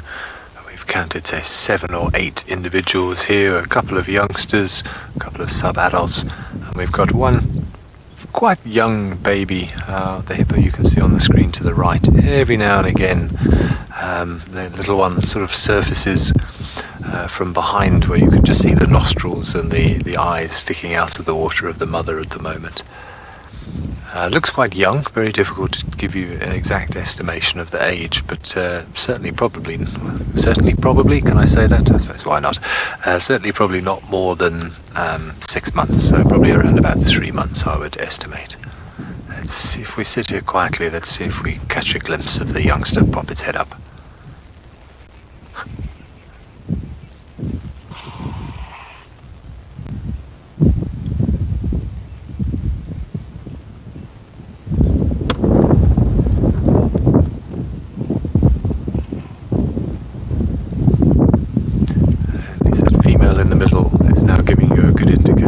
Size. Remember, hippos are deceptively large.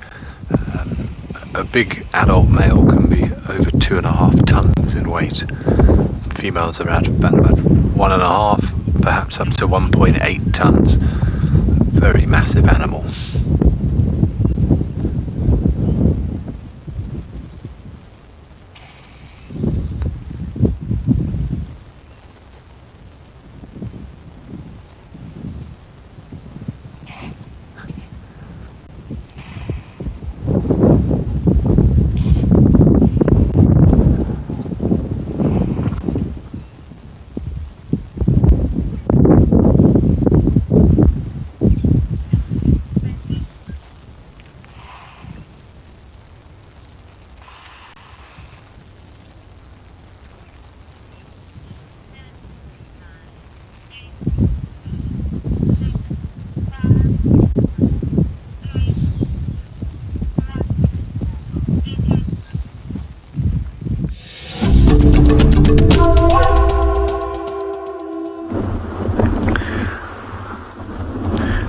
Welcome back to Pridelands. We decided to climb on top of this little dolerite outcrop so that we could enjoy the view and see what the weather is doing in the distance. And we thought that we might actually share a few facts about the rock with you. When it does come to dolerite, they're actually one of the intrusive igneous rock types that we find, which means that it's molten rock which actually solidifies underneath the Earth's surface, opposed to that of lava that flows out on top of the Earth's surface. Generally, when it does come to dolerite and rock types like granite, because of them solidifying underneath the Earth's surface, they cool down fairly slowly and therefore form incredibly hard rocks which weather very difficultly. But when it does come to the weathering of this, we see that there's a wide range of different rock pieces that has been fractured over here into smaller pieces. And we will notice that there's quite a large amount of onion skin weathering that has taken place. And onion skin weathering is simply where we find that these rocks will be baked incredibly hard, as they were 3 days ago when we had temperatures in the direct sun up to 43 degrees. And then suddenly we had rain that same night, and then we had some approximately 40 millimeters of rain in a very short period of time, but then cooled down these incredibly warm rocks. And then they start splintering into smaller pieces, and that is how soils will actually start forming. We also notice that as we scan the camera, there's also a number of different lichens, which is a combination of an algae and a fungus. And these two are also very important when it comes to breaking down rocks into smaller parts. And then as we pan down towards the Drakensberg Mountains, we're just going to offer you a view in the Drakensberg Mountains, and we'll tell you about another form of weathering that takes place over there. What we also do find with Drakensberg Mountains is it's quite high. There's often water that forms in cracks and fissures, and when that freezes, and then again it will get defrosted, it will contract and expand, and over several contractions and expansions over a long time, it will eventually start breaking down into smaller fragments. Well, we were discussing the onion skin weathering a little bit earlier and how rocks will be actually broken into smaller pieces. It also reminded me of a lot of the old road passes which we find in the Western Cape region of South Africa. And these were also built from rocks which were locally found. And those early road builders simply also used a technique which is very similar to this. They actually made a fire at the base of a rock and then poured ice cold water onto it so that the rock could fragment into smaller pieces so that they could use it for the road building. And those road passes were often built on old migratory routes for elephants as well as Cape Eland.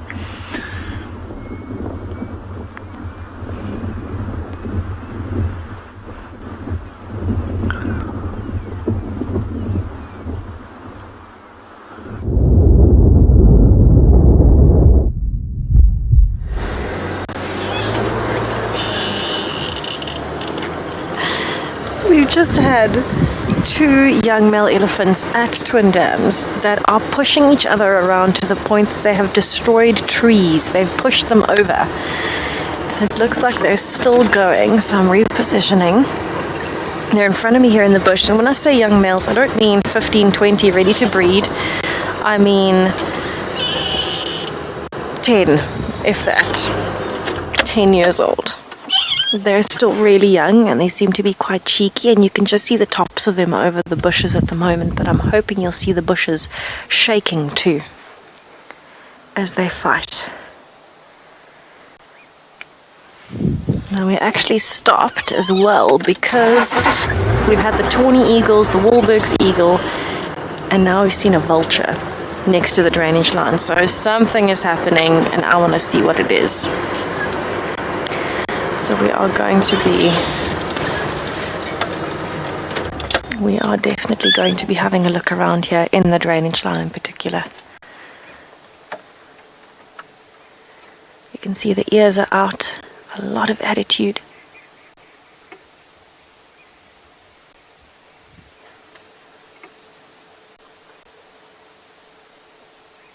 And we've had a third bull join the party, but a lot more relaxed than the first two.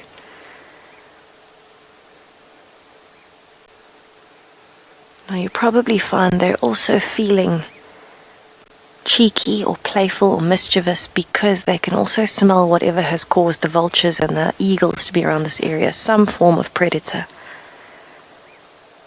And I don't think we're going to get another view of those, but I am going to turn back down towards the Mulawati drainage line because the vulture, I need to try and find it, is up on one of these trees in front of me here.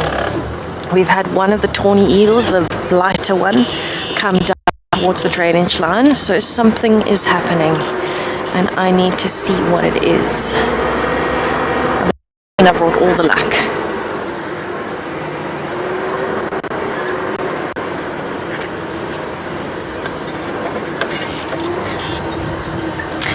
Justine, yes, I would still consider it play fighting, even though the elephants have destroyed trees and really been pushing each other around because they're still so young that unfortunately they can't, what are you seeing, G? Oh, another elephant. Ooh. So even though they're so young, they're not actually trying to kill each other. They're pushing each other 100%. They're being as rough as they can, but that's just to test their size and their boundaries. So they're not doing it to outcompete each other. The roof. Thank you, G. They're not doing it to outcompete each other. They're just doing it to kind of compare size, practice their skills, and see how far they can push each other. So, it's scratching. Look at that. So it's still considered a play fight, even though to us it looks really serious. And this elephant is 100% part of Fang's herd. I know that because I remember this elephant from the herd, thinking its ears were shaped a bit differently. They look the same from the bottom, but when it walks, you'll see that her ears on the top are folded back quite high up, and the rest of the herd seems to be following on behind. One by one, you'll see a few elephants coming through.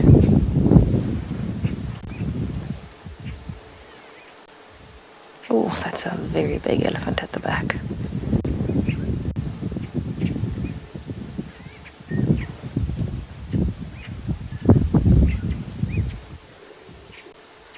Running down the slope, look at that. Temple sunken in.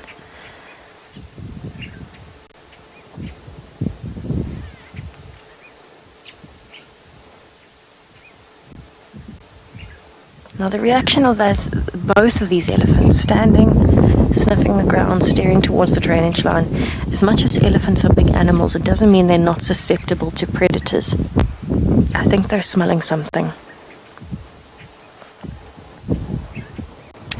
Judy, it is always a special feeling having an elephant walk by, and I think we're about to get one. From 2 elephants, no less. And we had the youngsters playing around us. But I'm definitely thinking these elephants have smelled something, because you can see their trunks have not left the ground. They're swinging from right to left, sniffing and pushing their ears out. Particularly this female that's walking over to us now. Look how she's sniffing the ground. You can see her trunk moving there. See how she's moving it from side to side? She's sniffing. But let's just have a listen as she walks past us. She's making a beautiful noise with her feet.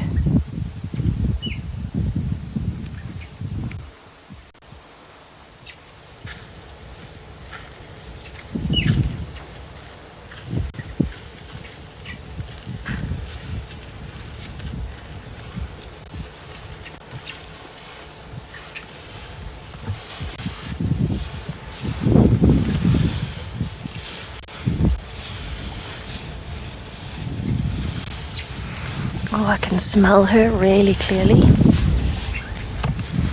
She's got a small body size, but she's quite an old female. Oh, that smell. And the other one's just about to walk past. And she looks pregnant. Look at those mammary glands.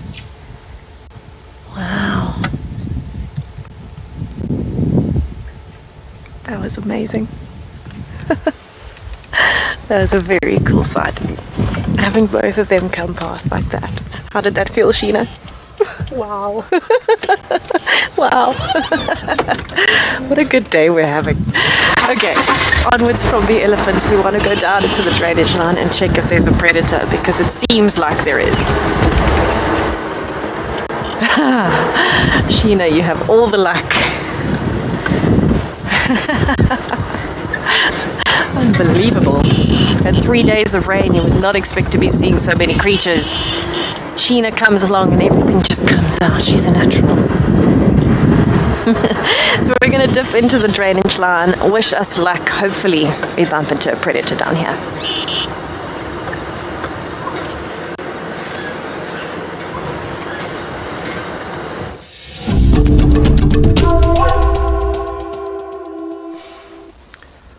We're watching a beautiful little pied kingfisher having a bit of a groom here at Buffelshoek Dam.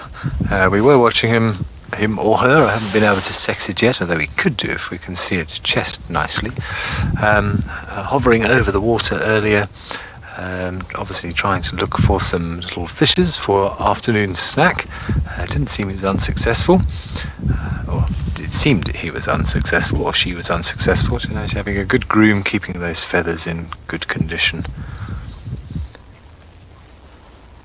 A nice varied diet, these pied kingfishers. One of the few kingfishers actually out here that do have more of a piscivorous diet and do enjoy a nice snack of aquatic animals. Don't forget, a lot of our more common kingfishers that we see, brown-hooded, woodlands, striped, these are all insectivorous kingfishers that don't really have fish much on their menu.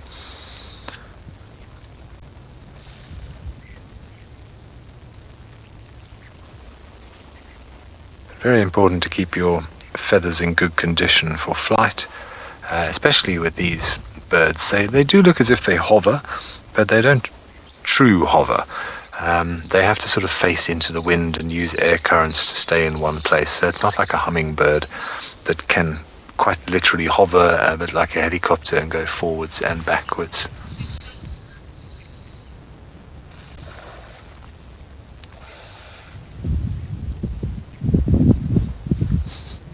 Very fastidious.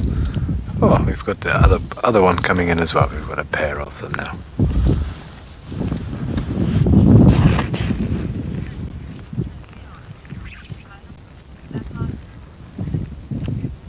It's a shame we can't sex them properly. If they turn around and face us with the chest, you can. The males have got like a double breastband, and the females have just got two black splodges on the chest. But we really need to see their chests to be sure.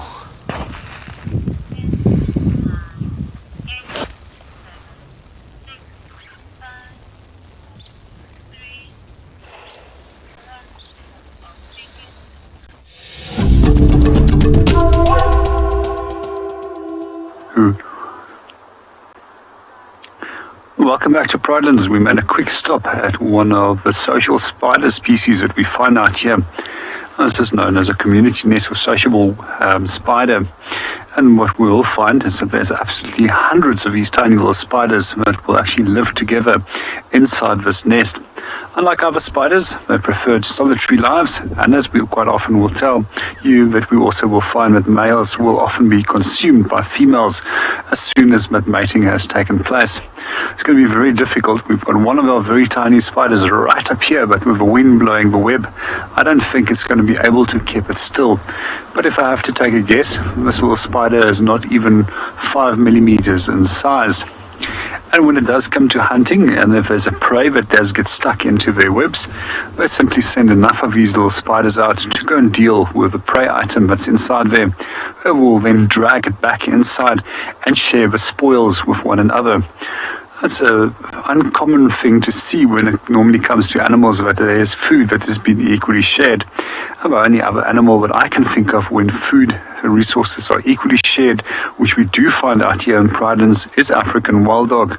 But we'll make sure that even the sick, the old, and the injured, as well as young pups, will get food. And adults will rather go and hunt again if they have to. Coming back to the tree that we have over here, it's a knob thorn that has been pushed over, and we can see these very prominent little hook thorns over here as well. Unfortunately, the larger knobs isn't evident at this angle, and that is what normally gives the tree its names. It's also interestingly one of the Senegalia species with the largest leaves relative to the surface area, compared to many of the other species of Senegalias as well as Vachelias, which used to make up the acacia group, which leaves us generally quite tiny in comparison to this. We also find that this is one of the first trees that normally will start flowering. And last year, we actually found that they were one of the species that actually flowered already since June. I wonder what's going to happen this year. Good afternoon, Heather, and welcome to the show. I'm sure that it does take a lot of work for them to create such a complex structure. And unlike many other spiders where the webs get broken and reconsumed and then rebuilt the next day, these will continually build onto these little nests. And I've often seen them becoming a little bit bigger than this.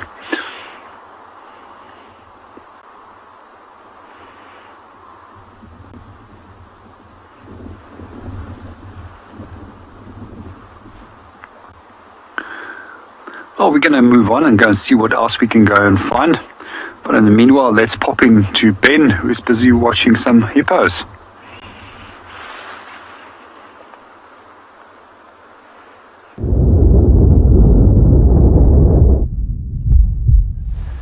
Thanks, JP. We've got our own little community going here of a little pod of 6 or 7 hippos that have shown up at Buffelshoek Dam. And Pearl and I are getting very frustrated with this lone hippo that you can see in shot at the moment. She's got a very young calf with her. It's probably, I would estimate, maybe only about 3 months old.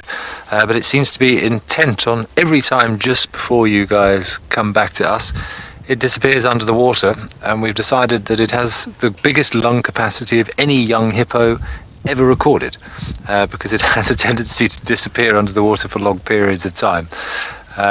But they are having a very sedate afternoon.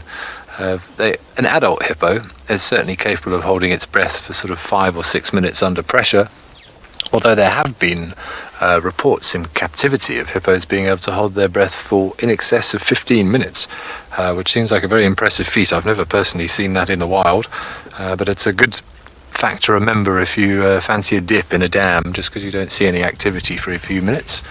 Best bear that in mind. But I think we're losing patience with this young hippo. If he pops up again, I'm sure we'll pan back. But we've got a couple of other sub-adults here. You can just see one. Oh, there it is. There it is. And it's gone again. Unfortunately, that has been pretty much what's been happening. But yeah, obviously a little bit camera shy this afternoon.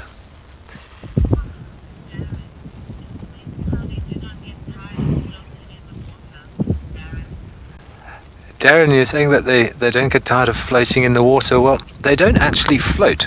Hippos have very heavy bones in their legs, which sort of help to weigh them down, and hippos can't actually swim and they can't actually float, despite the fact that they look like quite big sort of blubbery animals. They're not very buoyant at all.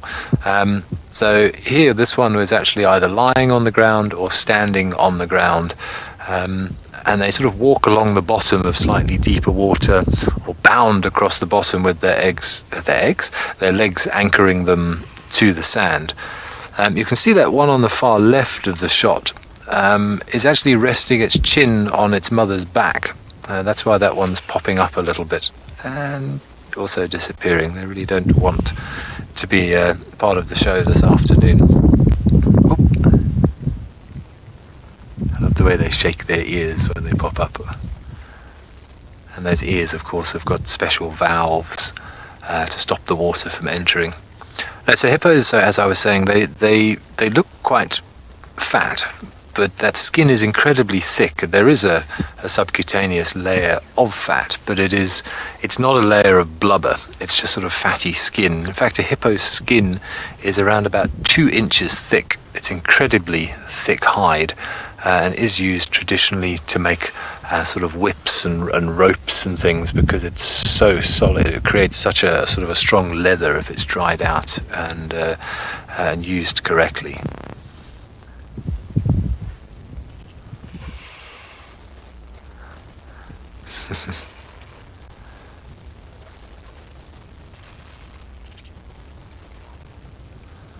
So this is what hippos do. When they are sleeping, they do sleep underwater. Don't forget, hippos are more active at night time, where they actually come out of the water and then they feed on grass on land, and they move around at night time to avoid any sun damage. But they sleep underwater, and just like you sort of continue to breathe whilst you're sleeping, your body mechanisms kick in and keep your lungs working even while you are unconscious. Hippo will do the same. It'll sleep nicely under the water, and once every maybe 1 minute, sort of 30 seconds to a minute, the nostrils, you'll just see them surface, takes a breath of air, and then puts the head back down again. But as far as I know, it's doing it completely unconsciously, and fast asleep, yet still knowing to come up and breathe.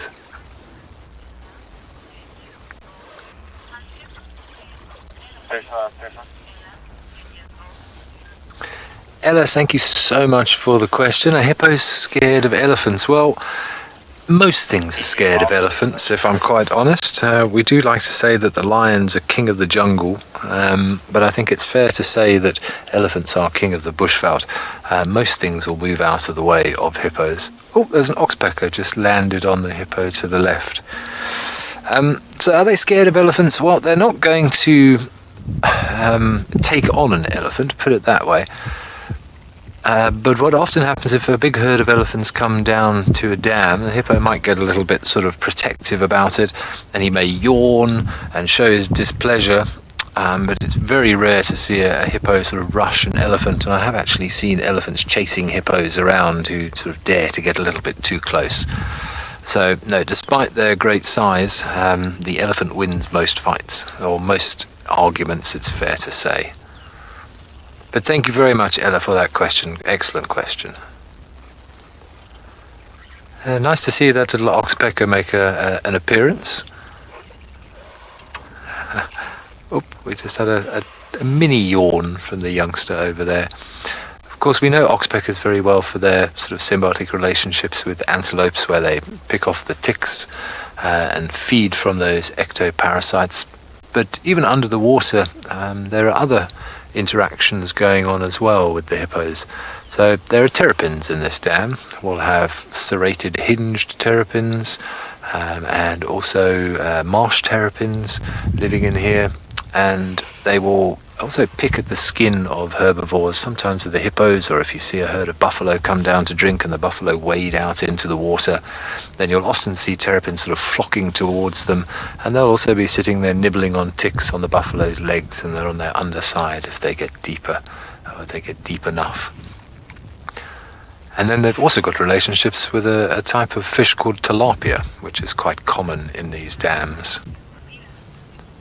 What the tilapia are very important for the ecosystem in that when the hippo defecates in the water, the tilapia sort of picks at it, breaks it all up and releases all that goodness and recycling those nutrients that the hippo has eaten on land and then bringing it back to the water. And that is a wonderful way that nature has of sort of sharing out these nutrients. Oh, our baby's just surfaced and pulled next to the one on the right. We can just see him. There we go. I've been waiting for this little one to pop up. What a beautiful scene. Oh. Oh.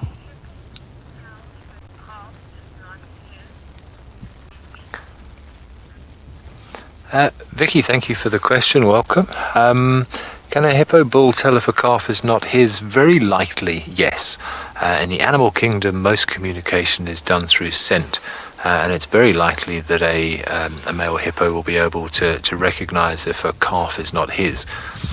Now, strangely, but in hippo social structures, a female is far more protective of a male than she is of a female. When hippos give birth, they'll usually disappear off to a little side channel, and she'll keep the young one safe for 10 or 12 days or so, and then introduce it back into the pod. And it's usually the dominant male who will be introduced first to the young one. And they've been seen sort of rubbing noses. It's quite a tender meet and greet when it first happens. And I would be very, very surprised to see a male doing that if he knows that it's not his young one.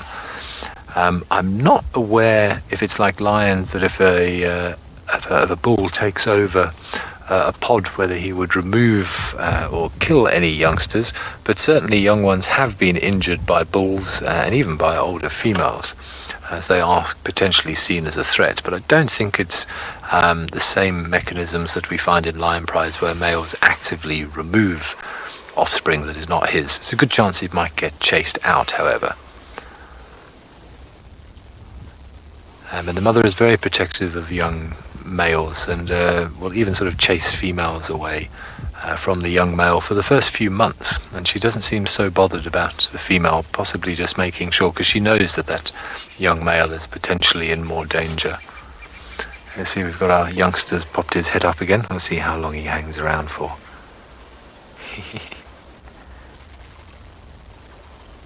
And not long. And if you can see those hairs on the sort of by the nostrils of the adults there, those sensory hairs just help when they're out at night time feeding on the grass, and they act like whiskers, so you can feel the grass and just have a bit like an elephant touching the ground with his trunk.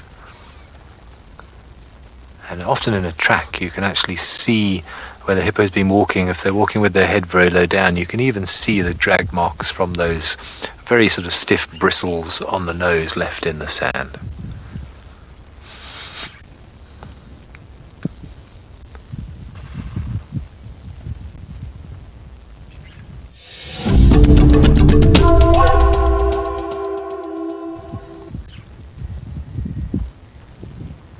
It's still a beautiful, serene moment up here at Buffelshoek Dam with our little family group of hippos here.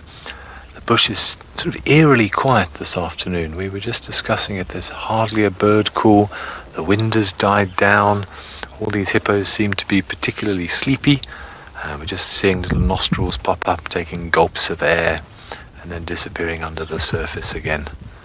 But it's still a wonderful opportunity to just sit and really enjoy the peace and quiet out here, away from the hustle and bustle that most of us are used to. It's a real honor to spend time in nature and really enjoy this tranquility.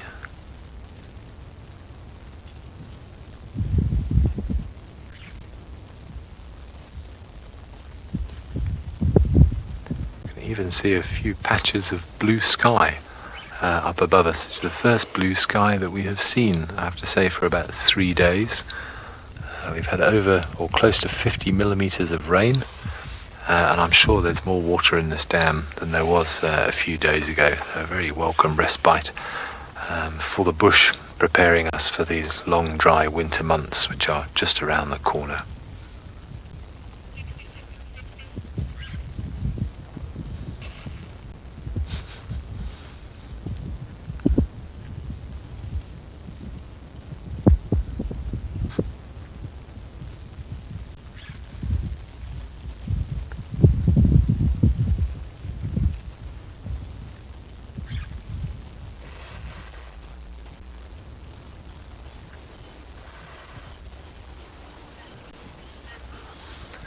think our little hippo family group don't have much else to give us this afternoon. We might pop back here a little bit later. Perhaps they get a bit more active towards the later afternoon.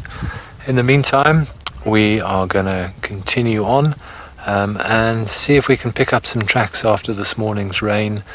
Listen out for some alarm calls and see if we can find something along the Mawati riverbed.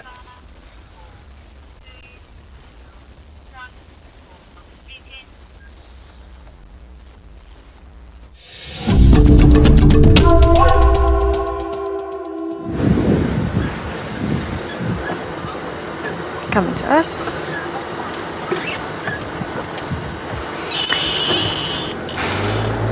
I'm trying very hard to figure out what is happening in this puzzle at the moment. We've got 3 white-backed vultures, 2 tawny eagles, 1 bateleur, 1 Wahlberg's eagle, all in a very small area, so there's definitely a carcass here somewhere.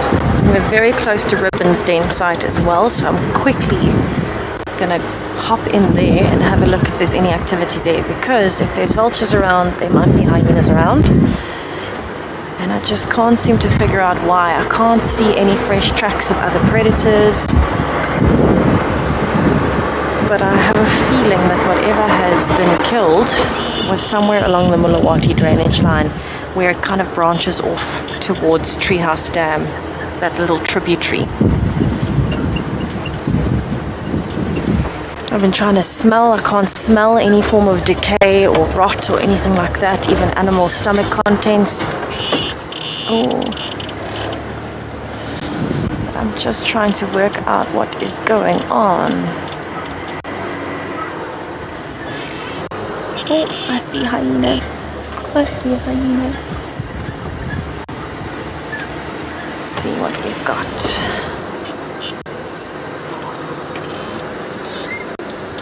A little bit too far, maybe. There we go. So this is one of Ribbon's cubs, Sheena. The other one has gone back inside. I don't see an adult here right now, so you can see the cub is looking a little bit nervous. But I do want to double check, because Ribbon has a habit of sleeping in the long grass next to the den where we can't see her. But then I also do have a feeling the cubs would be a little bit less shy if she was here. Now it's good to see that both of them have been here, or both of them are here. And I'm fairly sure they are just as curious as we are about all the bird activity. Maybe they can smell something we can't. I'm sure they can. Excuse me. And so maybe that's why they were out when he got here. But what I am going to have to do is do a little loop, because we can't stay here if Ribbon is not here, or one of the other adults. So I'm going to do a little bit of a loop around the road, see if maybe Ribbon is lying. There's a little off-cut there where she likes to lie. I'm going to check and see if she might be around. Because with all of this activity,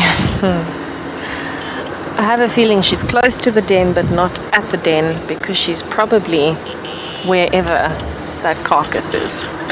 That would be my best guess.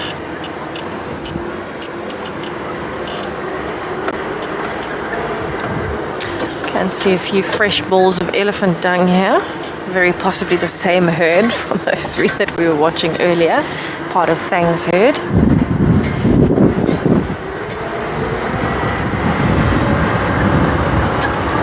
Now we're just scanning the sky.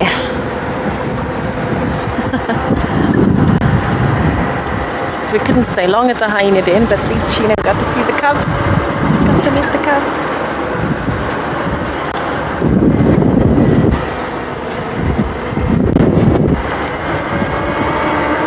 Where on earth is this carcass?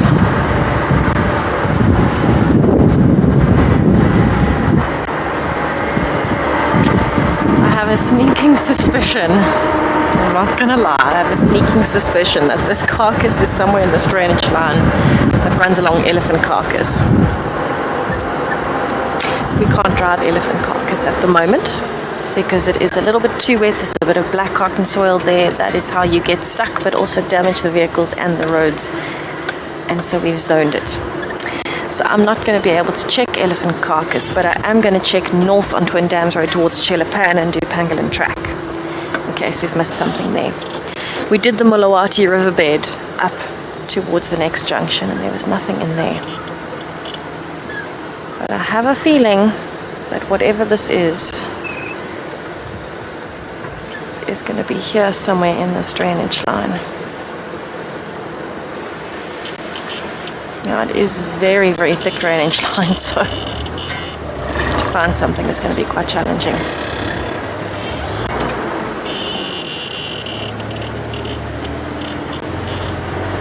I wonder.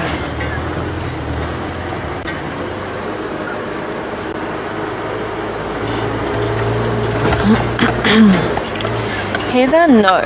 Usually it doesn't mean that there is always going to be a carcass. What it does mean, if you see eagles in trees, there's a fish eagle as well. What is happening? Something is going on. So what it normally means is, if you see an eagle in a tree, it could just be roosting, it could be hunting. But when you see a mix of different species of eagles in one area, there's definitely a carcass, because they are all scavengers as well. And for them to be in the same area tolerating each other means there's enough of a food source.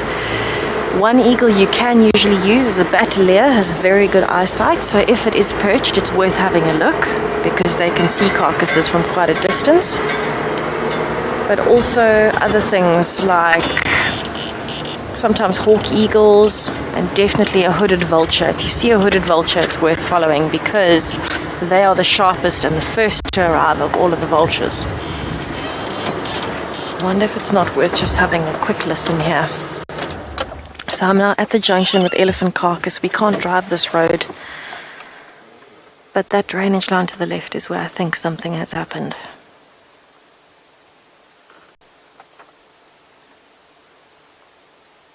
But having such a weird mix of eagles and vultures together, I'm absolutely adamant that something is dead. Whether it died of natural causes or was killed by a predator, whether it's still around or not, I have no idea. But I'm adamant that something is dead.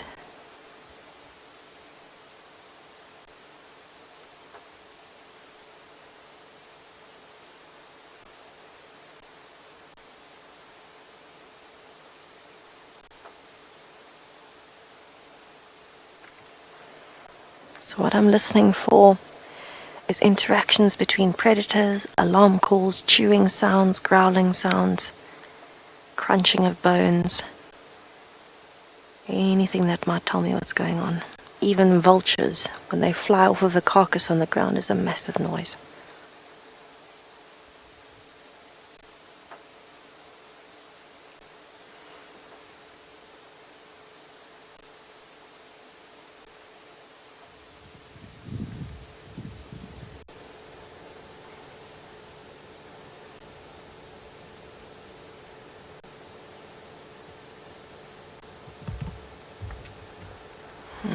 Not hearing anything just yet.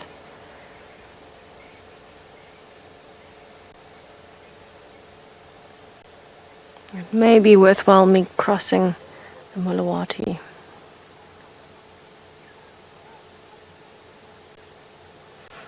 I really hope Sheena's luck brings us something with a carcass as well.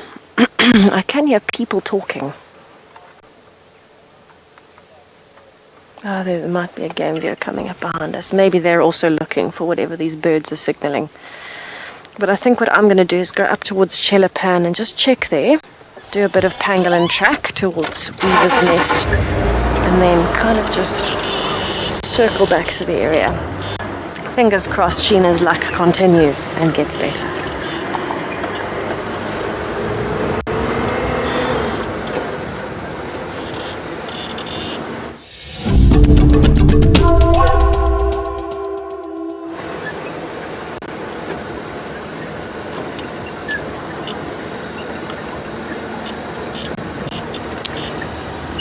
I'm taking it very slow because I don't want to miss anything on the banks of the Mulawati. It is such a thick area. We're actually just above the area where Mrs. Wig was nesting now. And we're just kind of scanning through the drainage line as we go in little bits and pieces. And we're listening. And I'm wondering if we're going to get a little bit of a sign of where these things might be.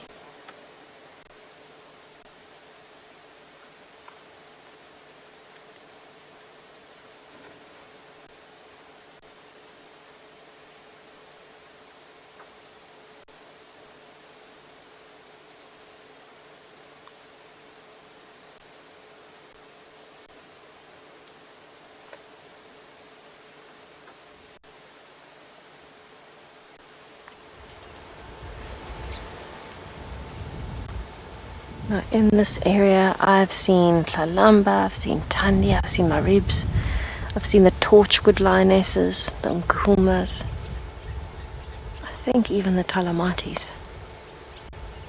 So this area is fantastic for predator activity. And that's exactly what I'm hoping for today.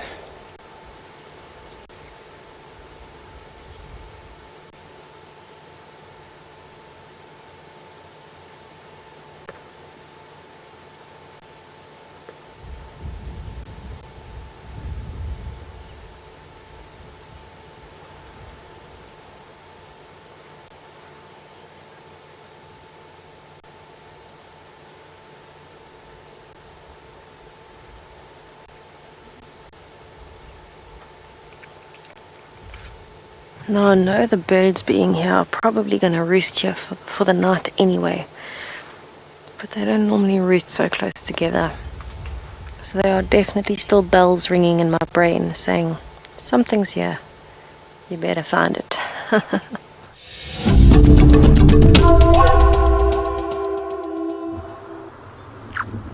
Welcome back to Eco Training Providence. At the moment, we quickly popped in at one of the dams to go and see what's happening over here.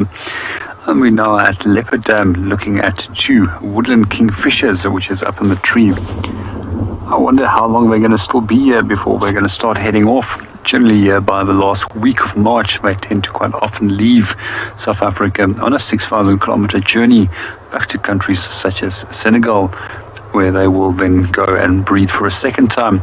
Also breed on this side of the equator as well, which enables them to breed twice in a year. At the same time, that enables them to escape for harsh winters over here, where we find that there's very little insect life. And generally, when the cold starts creeping in and we go into winter, we find that there's a 99% decline in insect life in general. And most of our migrant bird species are all insectivores, which are dependent on insects. A little bit earlier, we were also watching a pair of woolly neck storks. Unfortunately, they just flied off as the camera came to us. And that's interestingly another group of birds which has another strategy where they're actually partial migrants, where some of the population will overwinter in South Africa and some of them will actually migrate elsewhere into Africa to areas directly north of the equator.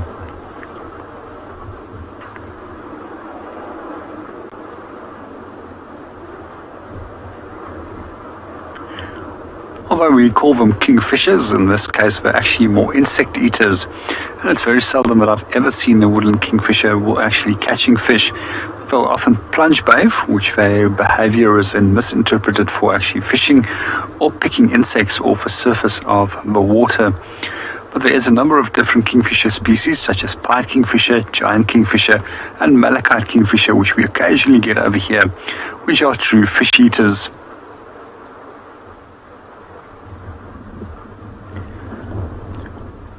If I may just ask that question can get repeated, I didn't hear it very clearly.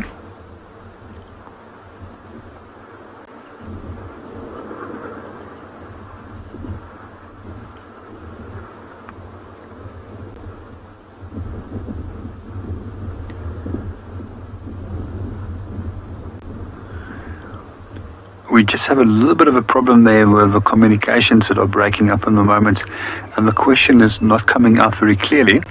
So quite often when it does come to working in the bush, signal is not always the most reliable thing out here, unlike in cities where it's pretty much 24/7 and direct to your phone and your devices. I hope that we can maybe ask it another time and then it can actually come through a little bit more clear.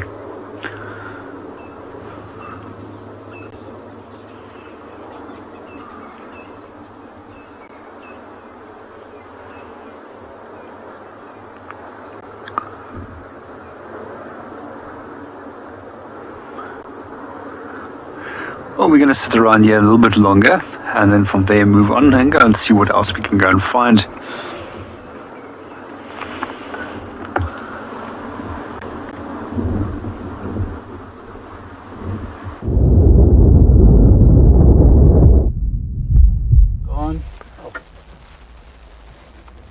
There we go. Yes, JP, well, I'm glad you're talking about migrating birds. We've got a bird that doesn't migrate in front. We've actually been seeing a few of these of late.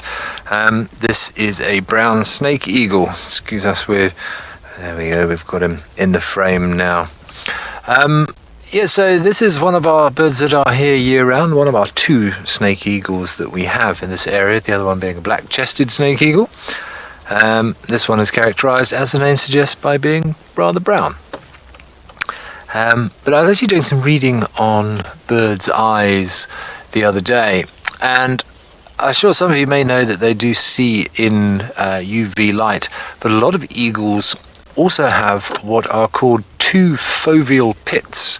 Now, we all have foveas, and the fovea is the little bit at the back of the eye where all of those receptive cells that pick up all the information from around us are sort of concentrated. That's, if you like, that's the fovea is your focal point in your eye. Now, we have, believe it or not, around about 200,000 visual cells in our foveas, and they are sort of the red, green and blue. Very much like the TV screens, the RGB coloration that we used to know so well. Eagles have on average about 1 million of those cells in their foveal pits, and they also have 2 foveal pits. So they have the main one at the back to give them excellent binocular vision, and they reckon they can see something as small as a hair moving from potentially as much as nearly sort of 3 or 4 kilometers away. That's how good a bird's eyesight is.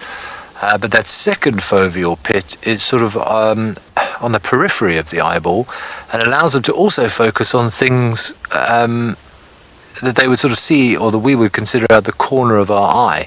And that's very important. If you think about a hunting bird like an eagle, it needs to lock onto its target from potentially far away and then fly very, very quickly towards it in order to facilitate the hunt. And it doesn't want to accidentally crash into a branch or some leaves, especially if it's sort of flying through the forest. So birds, if you like, by having these 2 foveal pits, have 2 focal points. So they can focus on something far ahead of them with their binocular vision, and out of the corner of their eye they can still focus on other obstacles and avoid flying into a tree, which would obviously not be very productive. So add that to the fact that they can see in ultraviolet light as well. So on top of those RGB cone cells that they have in their eyes, they've also got UV cells, and for some of the birds, the raptors that like to eat rodents, that's very, very important, because rodents are constantly urinating and they generally follow the same path, and urine absorbs a lot of ultraviolet light, so it almost leaves like a racetrack that these rodents will use, and a raptor will be able to identify that and therefore see something moving on that racetrack, and becomes very easy to identify potential prey. It's amazing how many adaptations nature has got in order to facilitate a successful hunt. Okay, in the meantime, we've had a look around Buffelshoek Dam. Our hippo pod is not being particularly helpful, so we're going to change our attack and head down towards Chitwa Dam, I think. George, you're asking if I've ever seen a Madagascar cuckoo. Well, I'm delighted to say, actually, that I have. Rather unexpectedly, because they don't normally occur here.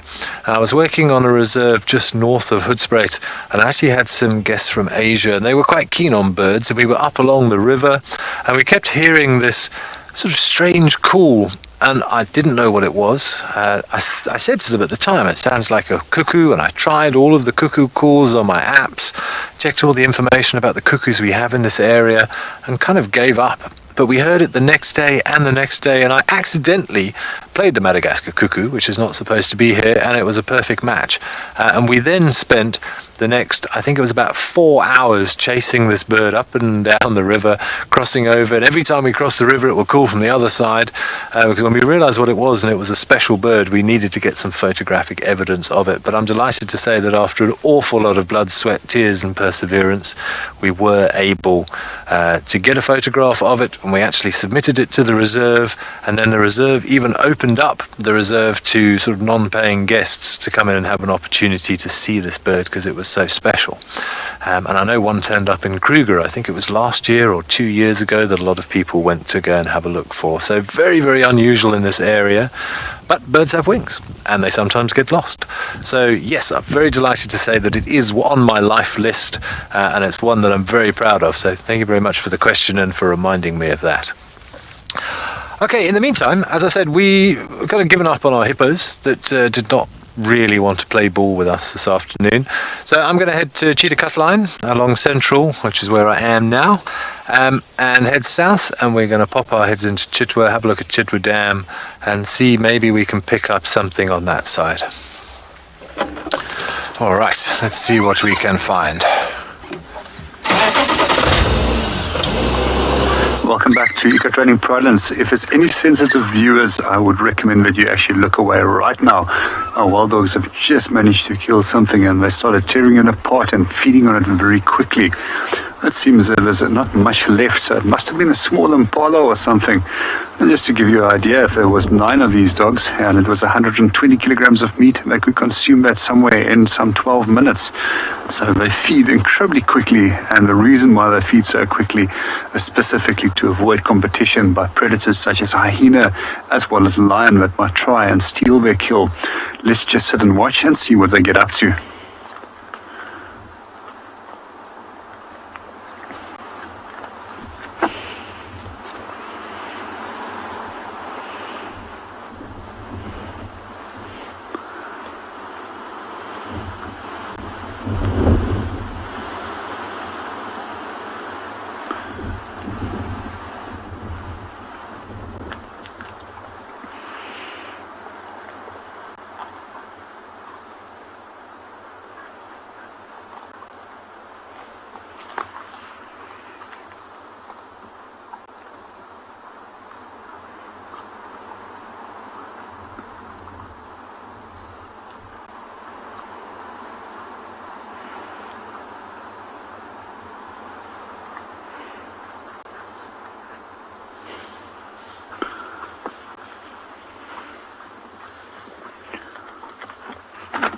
Going to reposition the vehicle quickly so we can just get a better view, see what they're up to.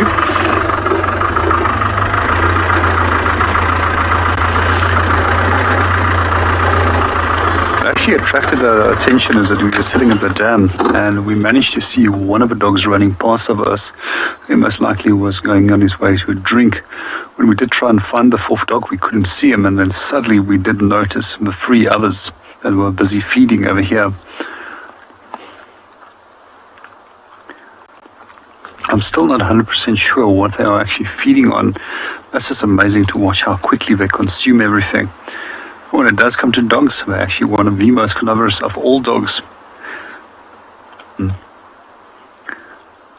Good afternoon, Vincent, and it is absolutely amazing to watch him feeding. I was just going to say, compared to other dog species like jackals and foxes, they actually got flat molars, which enables them to eat fruit. A wild dog, they purely only will eat meat. And one of the things that we also do find is that they're some of the most effective of all hunters out here. And they've almost got an 80% success rate as long as they work together as a team when it does come to killing. It does look like an impala that they managed to get. I can just see that little head of the impala there.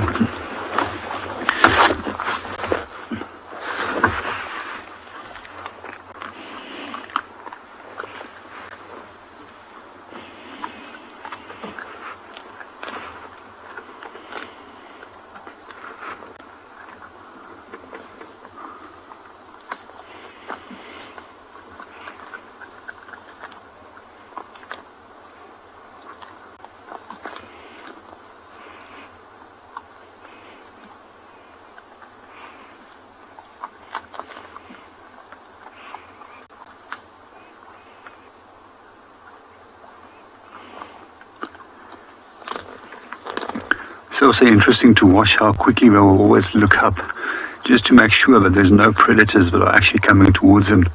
You'll see every now and then one of them will stop for a few seconds and then start looking up. It seems if one of the dogs have actually spotted something, and now it's relaxing again. And it's a false alarm over there. Quite often when you do see them looking like that and they stare into the distance, something like leopard or hyena or even lion can pop up there and come and try and steal their kill. Good afternoon, Linda, and I'm glad that you share that same excitement as what I do. That's that they're also my favorite animal. I just love watching dogs, and specifically because they are such diligent animals that are specifically group orientated, and the way that they work together as a team, that's what makes them so unique for me. And on top of that, the beautiful coats. I just love watching them.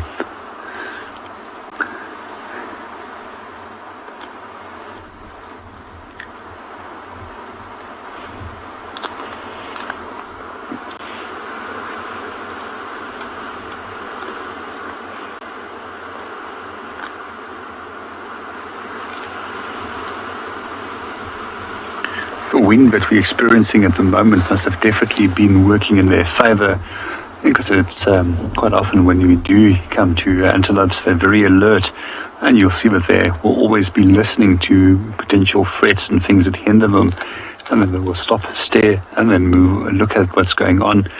In this case, the wind has definitely muffled the sounds that the dogs produce as well as their scent, making it probably easier for them to sneak up very closely and not having to spend as much energy in running down the animals that they would normally do.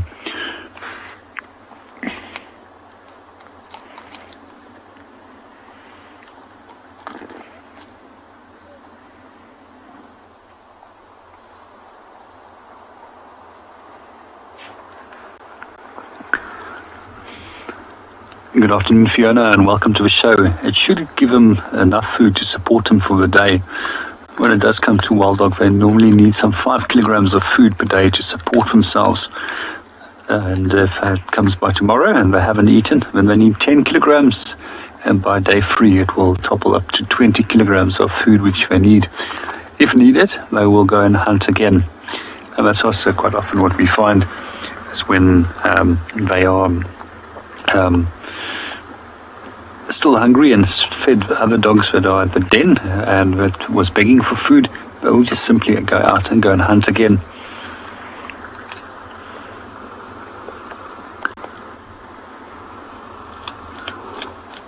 Some stomach contents, probably not the nicest thing to eat, but nothing goes to wasted.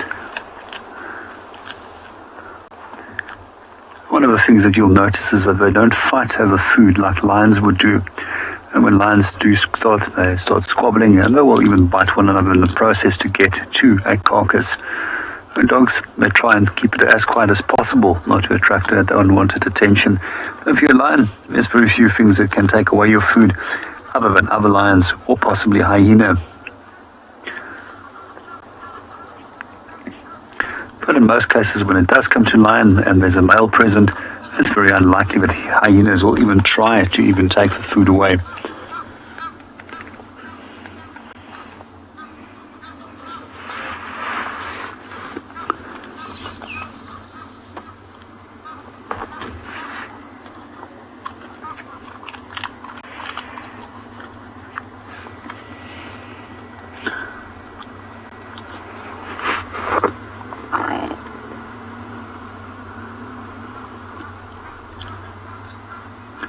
Thank you very much. We are very lucky that we did find them, and I'm actually very surprised actually finding them, because nobody actually saw them today and nobody actually even knew where they were.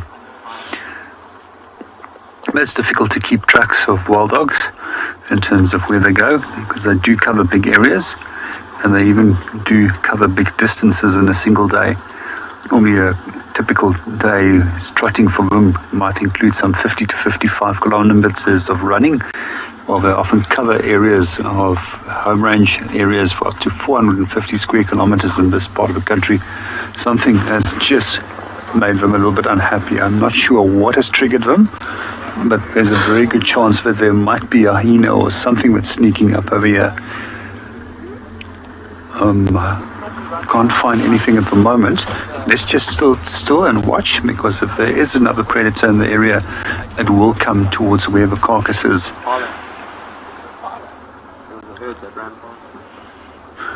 It's actually a group of impalas that just spooked him, according to Craig, and that's quite ironic. I ate an impala and got spooked by an impala, and also they too are a little bit skittish with the wind blowing like this today. Well, what an amazing way of finding the last item probably that we are going to get for the evening before we lose light, as it's now overcast and our sun is going to be, as obviously not playing in our favor today. We generally not have much light from here on. I'm very happy and very excited about the sighting. I think Craig is, and I'm sure that our backup is equally happy about the sighting, as that it's his very first African wild dog sighting ever. And to actually see African wild dogs feeding on their first sighting, I think that's a very nice way of starting your career as a backup at Eco Training.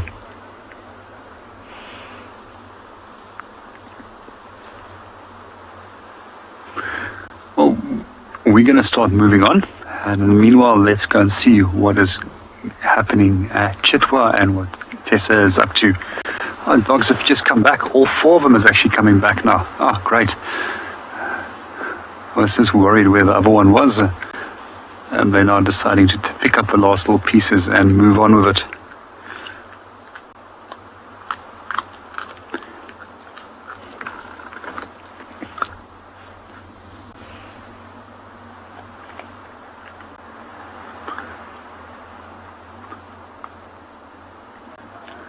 We're going to start letting a few more vehicles coming in. We don't want to unnecessarily put pressure on them, and we're going to leave them to free vehicles, including ourselves.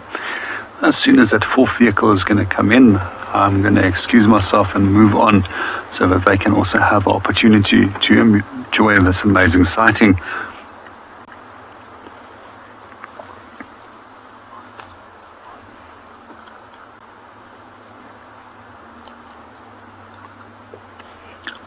So the comms have just broken up there and I couldn't hear very clearly.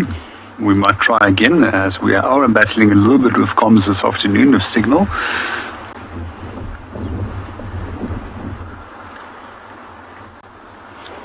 Our 4th vehicle has now arrived, and yes, they're definitely number 1, and couldn't copy the viewer's name, but yeah, I do agree. We're going to start moving on and let those other vehicles have the opportunity to quickly come in before we lose light. As when it does come to wild dogs, we don't view them at night time.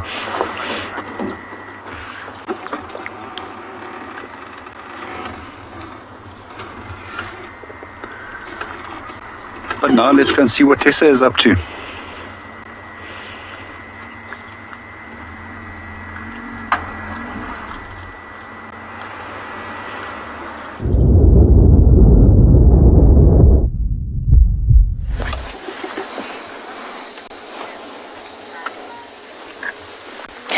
Sheena has all the luck, all of it in one go. I'm keeping her. It's a thing. I can't believe what's happening right now.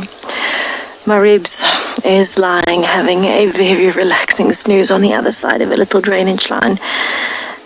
And I'm so excited.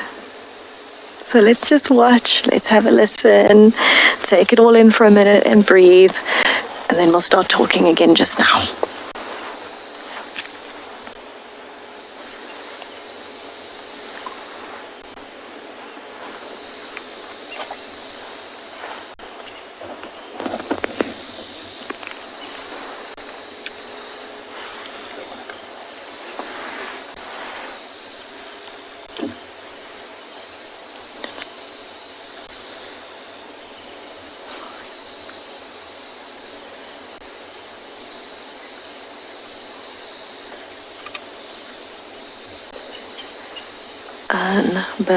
Unbelievable.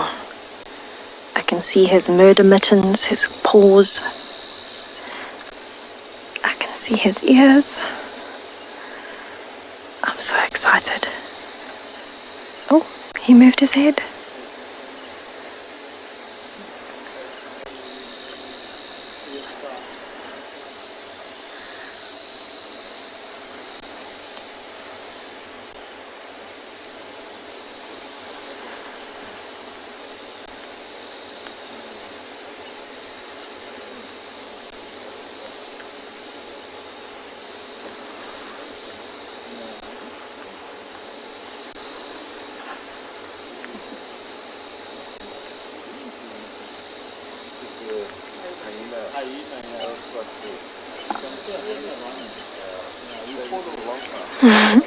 Hannah, isn't it incredible? Wild dogs on a kill, Maribs of all leopards. And of course, Maribs was on Sheena's list for today. Tandi and Maribs were the top of Sheena's list. Now, I don't know if we're going to get Tandi, but I will take Maribs. This is unbelievable.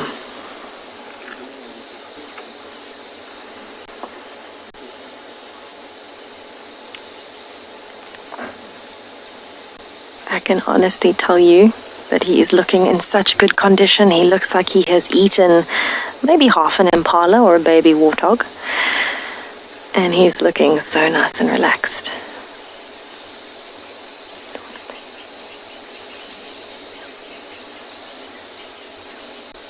So we are going to move a little bit because the other game viewer on the sighting wants to move out.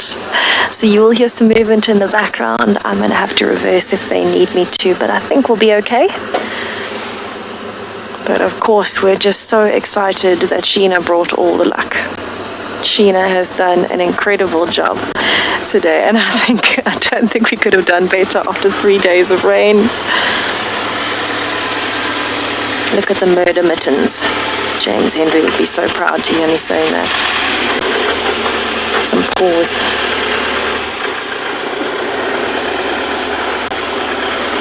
Now from this angle, what I really can see is the furnituring in his ears, all of the hairs. Absolutely gorgeous from this angle. Very Maribs. Very, very Maribs.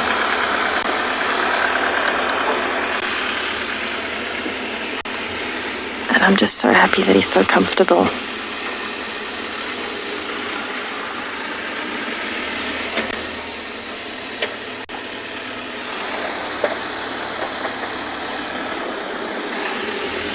Shreyas, of course, I can share Maribs' location with you. We are on the western side of Chitwa Dam, just behind the dam wall. And he's sleeping in the little marshy section of the drainage line as it leads down from the dam wall. So he is nice and relaxed, and I'm very surprised to see him all the way over here. I thought Shasha was around here, but apparently Maribs and Shasha are playing games. They're playing musical territories. And that's very typical of young males. It's Maribs' second birthday this month. Shasha's a little bit older, a few months older. So both of them are starting to become very independent and moving. And I'm definitely thinking that they did not spot him from the dam wall. I think he may have moved in there after they spotted him, because I don't think they would have seen him through the thickets.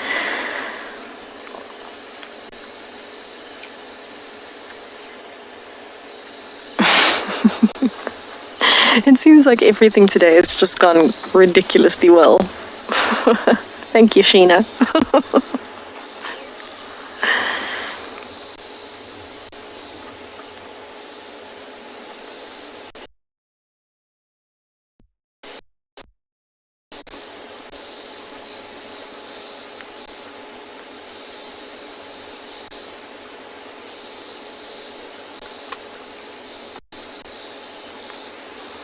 Now you can hear there's a lot of the nocturnal animals waking up around us. Got some insects, some frogs. Oh, my ribs heard something. Oh, what has he heard? Look at that belly. Oh goodness, we got you just in time, because if he keeps moving, we might not be able to follow. Oh no.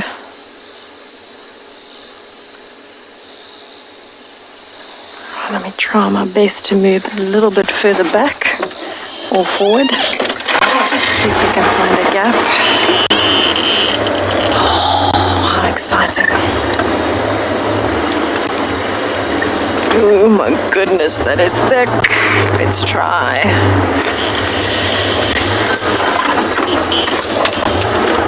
Okay, this is going to be very tough for you if we can even find him again. But I'm going to keep watching out the back as well. Whatever he heard definitely must have been something substantial to make him get up. So we're just scanning at the moment for movement of rosettes. Wasn't he looking fantastic? He's getting so big, his tummy was nice and full. What a gorgeous boy.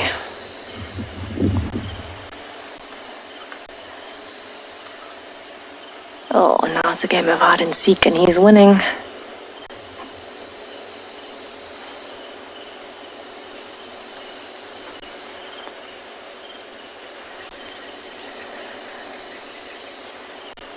Okay, I'm gonna do what I can to try and find him again. Wish us luck.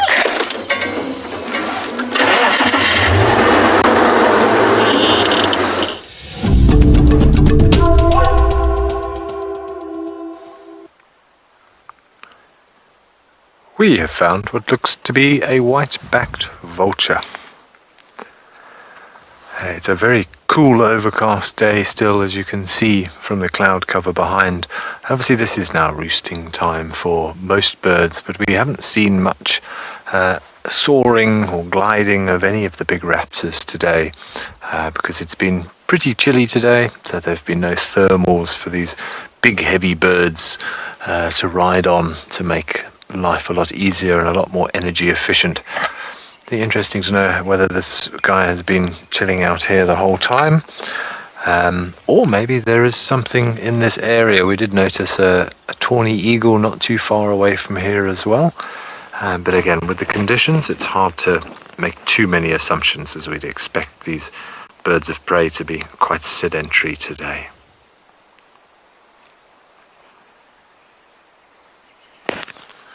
Very much part of nature's cleanup crew, and particularly well developed or adapted for it as well. You notice that there's very few feathers on the head in comparison to the rest of the body, and vultures do have a rather unpleasant habit of sticking their heads into carcasses and getting all sorts of gunk and things all over themselves.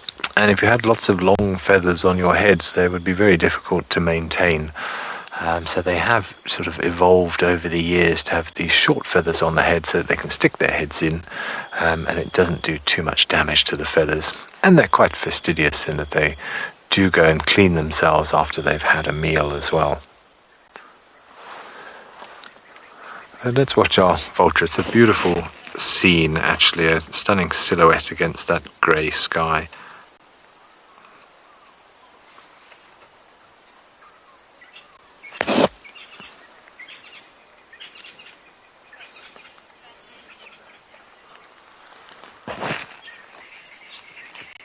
Just having a bit of a preen, cleaning under the wings there.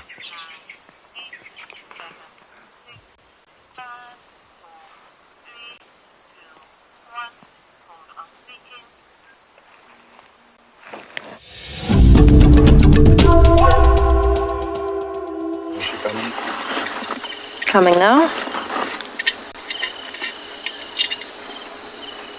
Okay, we have managed to find Maribs again. We have got some good luck.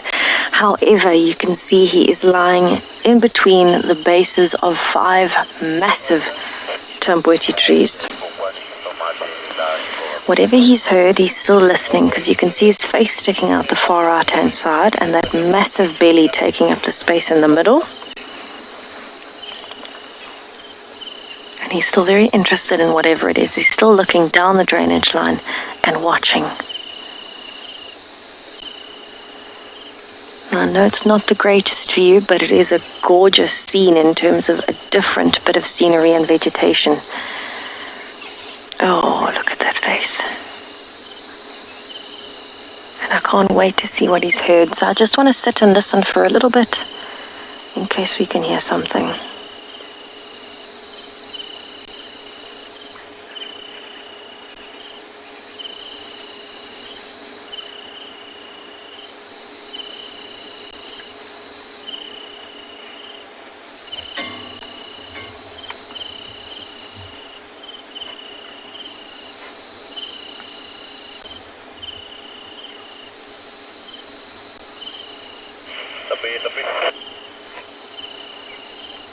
Okay, so whatever it is, it seems like he's trailing movement.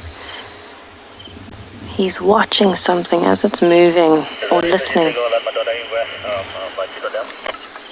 Go ahead. And he's watching from left to right as whatever it is moving. You can see he's very alert.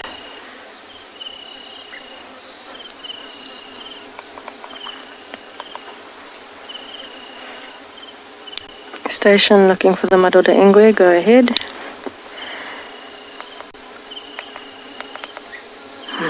They can't copy me, maybe because I'm in the dip.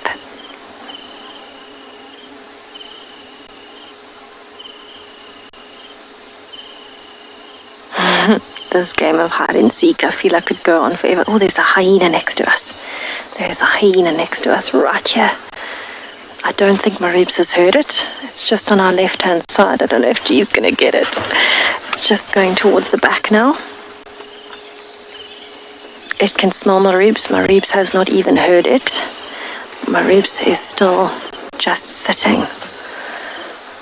And the hyena is coming straight towards him now. The hyena's behind the car and slowly moving this way.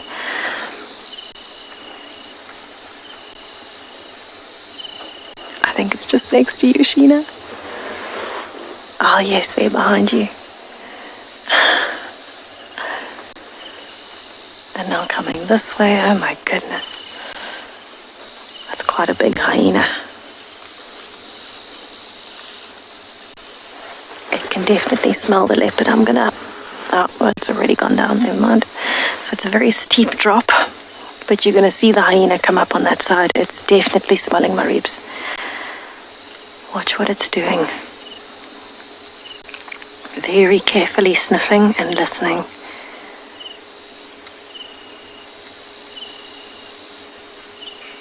I'm not sure which hyena this is.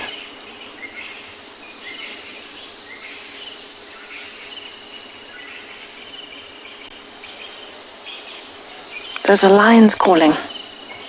There's lions calling. Just down the drainage. What is happening? That's what Maribs is hearing. That's why he's up. It sounds like the lions are coming closer. Freddie, you're wanting to know if Maribs can fight off this hyena on his own. There's now a second hyena coming. So no, I would not think so. But he can climb a tree and a hyena can't. So he should still be fine. The problem is he's distracted by the sound of the lions. You've got one hyena watching him here. You can see it has spotted him when he moved listening to the lions. He has not spotted it. There is now a second hyena behind G as well. So we've got a whole lot going on here right now.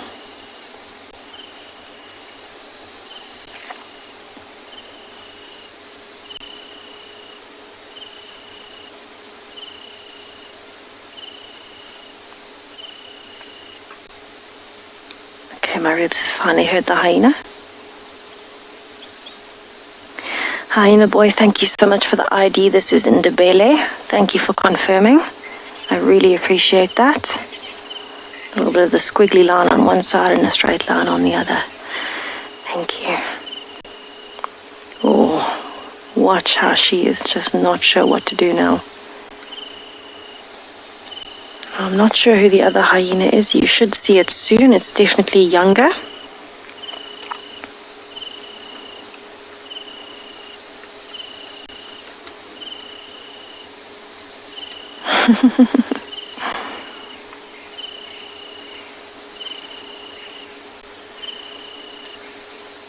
Is this possibly Ngwazi? I'm not sure. Oh, definitely smelling the leopard.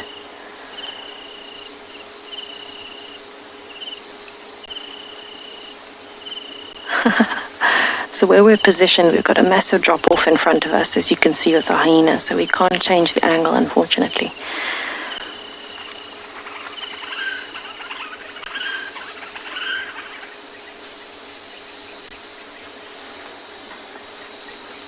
That was a very interesting bird call. Right, so you can see it's getting dark in the drainage line where Maribs is. The hyenas are trying to find a way over, so they found a little bit of a ridge here on the right. And they're trying to find a way over the little bit of water that's between us and him.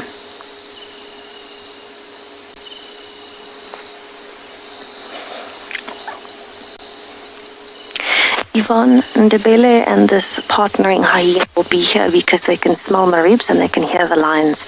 So it's a combination of coming to look if there's a kill and a combination of competition. So if a hyena smells any other predator, they'll come along just to have a look what the predator is doing. Maybe it has cubs, maybe it has a kill stashed somewhere, and it's an opportunity for the hyenas to be able to steal part of a meal or carcass, so a bit of scavenging, but it's also an opportunity to, if they need to, eradicate some competition, which sounds awful, but it is part of nature. And this is particularly common if you find leopard cubs, but very young leopard cubs.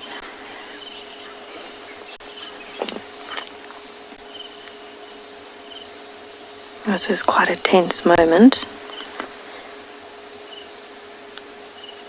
Now, because the light is dropping, we can't really see what Maribs is doing, but we're kind of trying to keep a broad view so we can sense movement.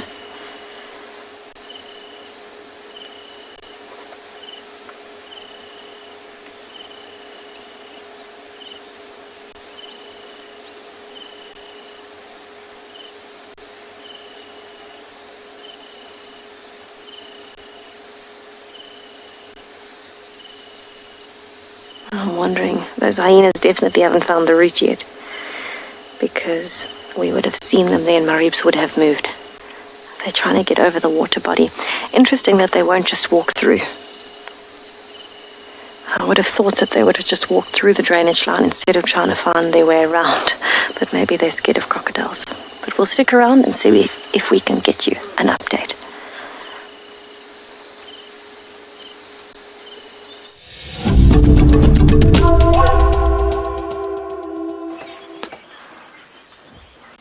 We're enjoying a very serene moment here at Twin Dams as the dusk begins to fall. There's just a little bit of light still left in the sky that you can see reflecting nicely off the water now here at Twin Dams.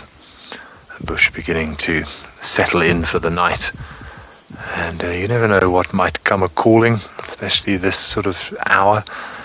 We've got quite a few what we call crepuscular animals, which are more active at dawn and dusk. And on a nice cool evening like this, we're hoping for some unusual nocturnal animals, maybe get active a little bit earlier than normal. So we're going to sit here by the dam and just enjoy the peace and quiet and see if we get lucky in the next few minutes and maybe something comes down to quench its thirst.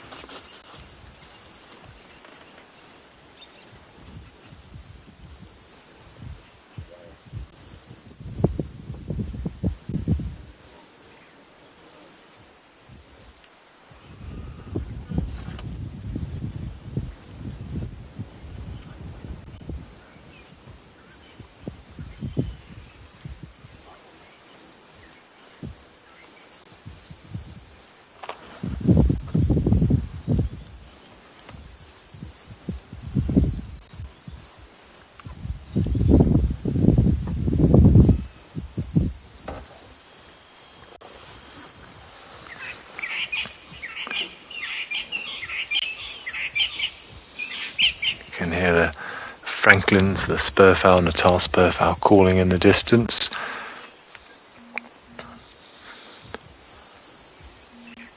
And the birds giving their last little chorus before they settle in for the evening. We've got around a another hour or so to go. We're going to have the spotlight out and see if we can pick up some of these more unusual nocturnal animals.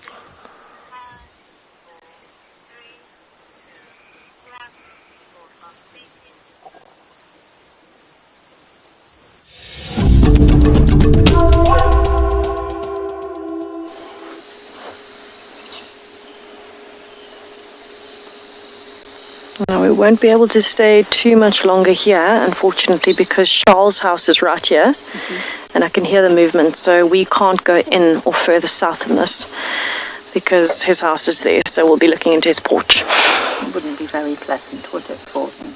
No. So we're not going to stay.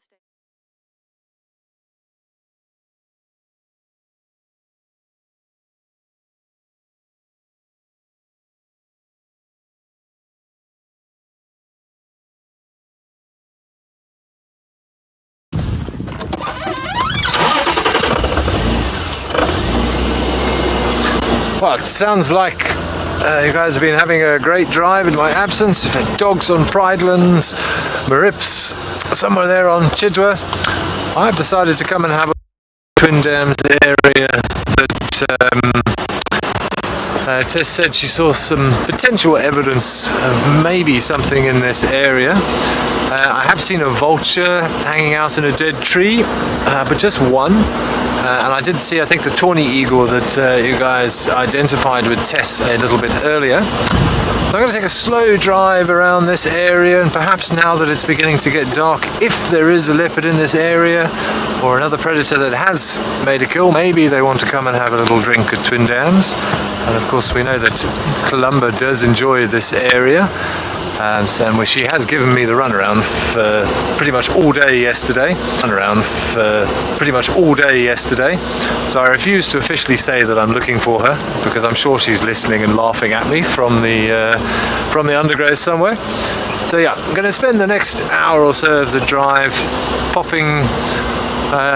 wandering around this side. But I think we're going to send you straight back to Tessa and see what's happening on Chidwa.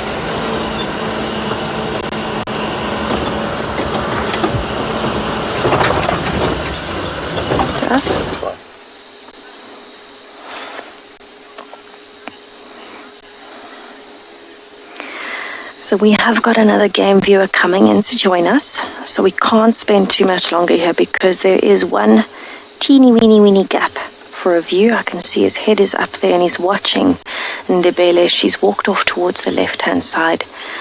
She walked right behind him and didn't even pay attention to him. So I think they are searching for any signs of a carcass. Now one hyena is off to the right and Ndebele is here to the left. That's who he's watching. But it's so thick that we're struggling to get a view. And we can't go further into this drainage line. With the rain that we've had, oh, there he's moving. Beautiful.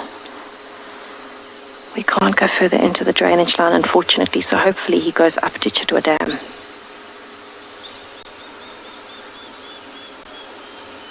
So Ndebele is actually following and mirroring his movement at the moment. There you can see her walking up. And it seems like Maribs is disappearing up to the left.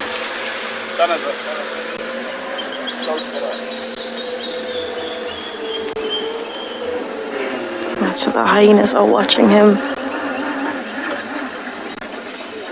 So I'm just going to try and explain where Maribs is. Yeah. Oh, I hear crunching. Did you hear that? Oh, there. He's up in the tree. He's up in the tree on the left-hand side here. Wow, I might have to go backwards for you, G. He's in that tree that I can just see at the back. Okay, I'm going to try and move a little bit backwards. I'm hoping that we're going to get a view.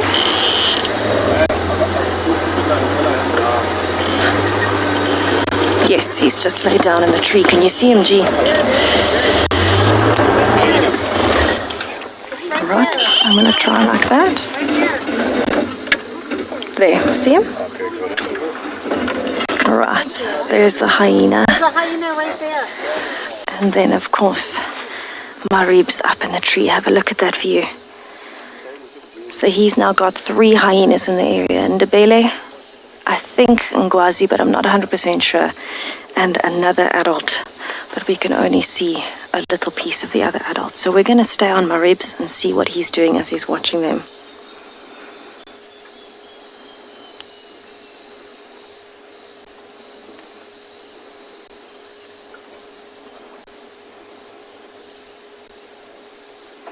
Alright, so there is another game viewer in the sighting. They are using a spotlight. Of course, this is fairly normal for game viewers, and they will use a filter as well. Ah, there we go. He's falling asleep on a tree that he's been balancing on. Now, I thought I heard crunching. It was actually his claws on the branches or on the bark as he was trying to hop up.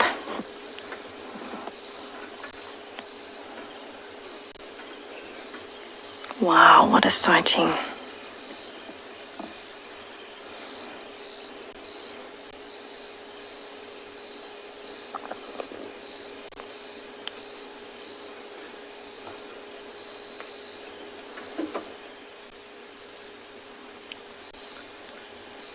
Oh, he is beautiful.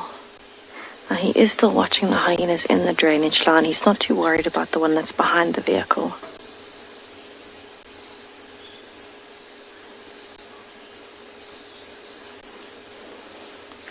Timothy, you're 12 years old. Thank you so much for your question. Yes, a lion would be able to climb a tree. A hyena would not. They can jump quite high to try and pull things out of trees, but they can't climb the trees themselves. Lions will be able to climb a tree, but they're not so good at coming down. So it can be quite entertaining to watch. But Maribs isn't very high up in a tree at the moment. He looks quite low down to the ground. I think he was just trying to lift himself a little bit for a slightly better visual of what's around him. He's busy breaking the tree as he's going there. He's trying to scratch his claws, and he's breaking bits off of the tree.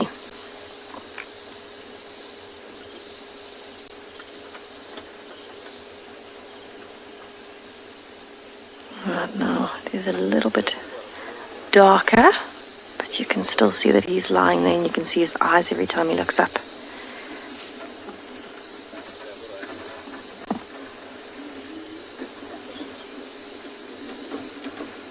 He's very carefully watching the hyena.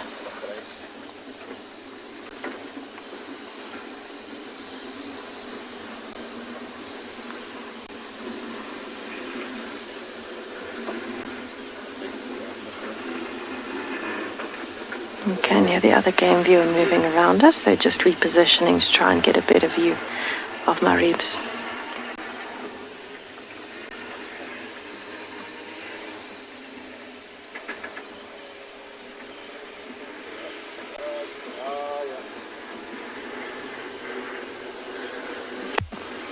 Now he's moved closer to the dam wall, which I'm very grateful for, because if he moves deeper into the drainage line, we can't stay.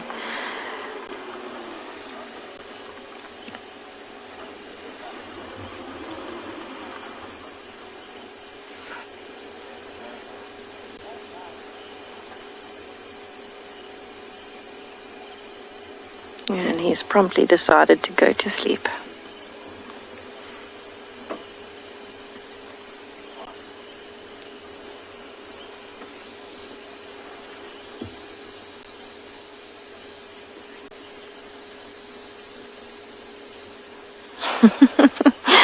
Well, boy, I'm sure Sheena would love to come on safari with you. Apparently she has got all the good luck, so I think we're all going to be fighting over her as a lucky charm from now on. Absolutely brilliant. I think I'm going to keep her secretly in the back of the car. Absolutely brilliant. I can't believe our luck today after 3 days of rain to have so many different things. And I'm still wondering what was in that drainage line close to Twin Dams, but at the moment, I think we've been spoilt on sightings today. Unbelievable. And I can tell you it is a very emotional thing when you get to meet your characters that you love. And I can tell you it's been absolutely brilliant sitting next to Sheena, because the raw emotion is getting me. You can feel it emanating through the air. What a special life we live.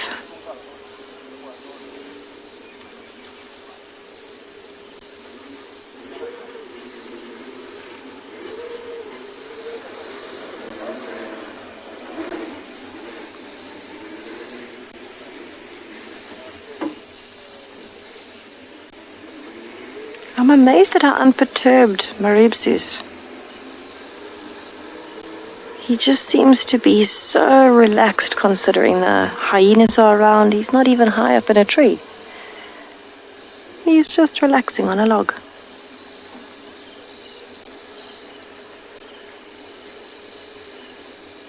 Very impressive. Nerves of steel now that he's 2 years old.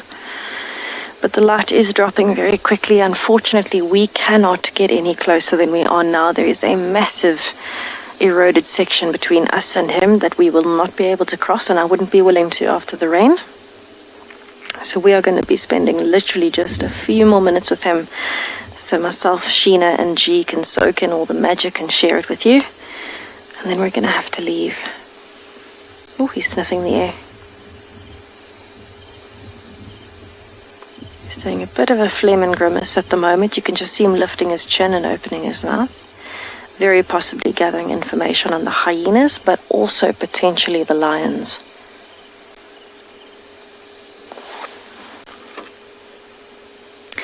I think that name was Catherine. Sorry, my comms were not so clear there. Catherine, we can't hear the lions anymore, but he possibly can, or he can smell them. And every now and then I'm just doing a bit of a sweep behind me, just to make sure that I'm not being snuck up on by the lions. I have had the Nkuhuma Pride in this exact drainage line before, so it wouldn't surprise me to see them bumbling over the hill at some point.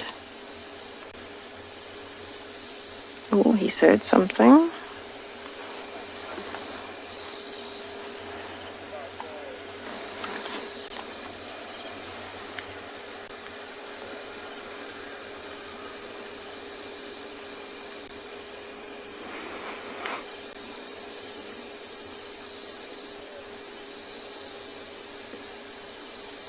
He's just listening because the vehicle that was in the sighting with us has gone over the dam wall.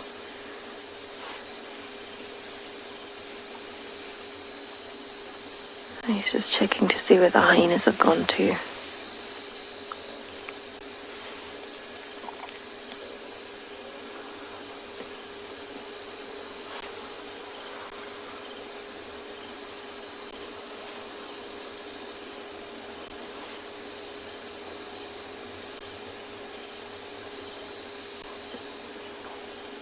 Right, I'm literally just going to spend another minute here, and then we're going to go.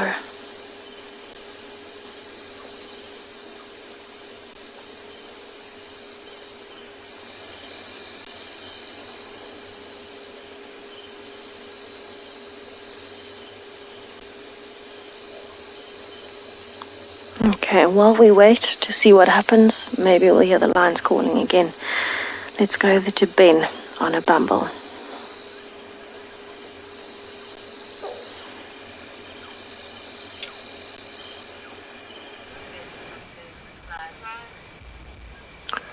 Wow, Tessa, it sounds like Sheena has brought you some great luck this afternoon. I'm very happy for you guys. Leopards and hyenas and trees and all sorts. We took a swing past Twin Dams, just to sort of follow up where you said you'd seen a couple of potential, or a bit of evidence of maybe something happening down there. Did find a vulture, but not much else activity. So we're slowly headed sort of north back towards the quarantine area, but we've just bumped into these little group of kudus enjoying the darkness. I also want to introduce Panda, who's on camera for us for the last little bit. So he's controlling this awesome IR light that we have at the moment. Such a great opportunity to be able to witness these more diurnal daytime animals at night time. This is typical kudu behavior. They do like the thicker stuff, being browsers rather than grazers, preferring to eat on the leaves. Very rarely will they eat grass unless under sort of severe stress. And they've been recorded actually eating over 100 different tree species So very, very adaptable. I can just see another one sort of behind this one, but this is definitely a female. You can see in the males it's very obvious with those great big spiral horns that they have, potentially 2.5 twists.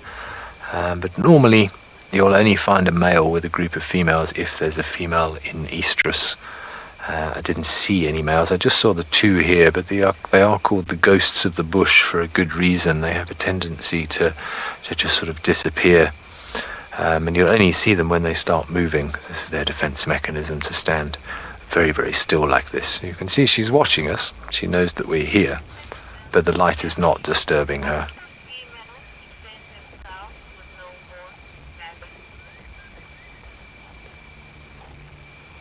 Was it Barry, the question now, or Dundee? Thank you very much for the question. How do they defend themselves without horns? Well, they rely on camouflage. Gabby, my apologies, Gabby. Thank you very much for the question. They rely more on camouflage than they do with the horns themselves. The males will always have horns to defend themselves, or I should say to sort of fight amongst themselves for breeding rights. The females rely more on camouflage. It's a bit more difficult to see under IR light, but they have these white stripes down their flanks, which we sort of call disruptive markings. And those are designed to help the kudu disappear into the trees and behind the grass stems, particularly when they're standing stationary like this. Remember that all of the vegetation matter here generally grows up towards the sun. So all of the other lines that you can see in the shot here are all going vertically. The stems of the grass, the branches of the trees, a lot of them are going up. And when the kudu stands very, very still, to a quick glance, then those lines become grass culms and little tree trunks, and it becomes much more difficult for a predator to be able to see the outline of a kudu, and rather they see pieces of a kudu, and hopefully the brain doesn't put that together. And so it is incredibly effective. Often we will see one kudu and then the rest start moving, and you realize there were actually 2, 3, 4, 5, 6 of them in that area that you just didn't see. And then also bear in mind that most predators only see in black and white, and therefore it's even more effective because you haven't got to worry about changes in color during the daytime. But thanks for the question, Gabby, there, and apologies I couldn't quite catch your name first time round, but good question, thanks.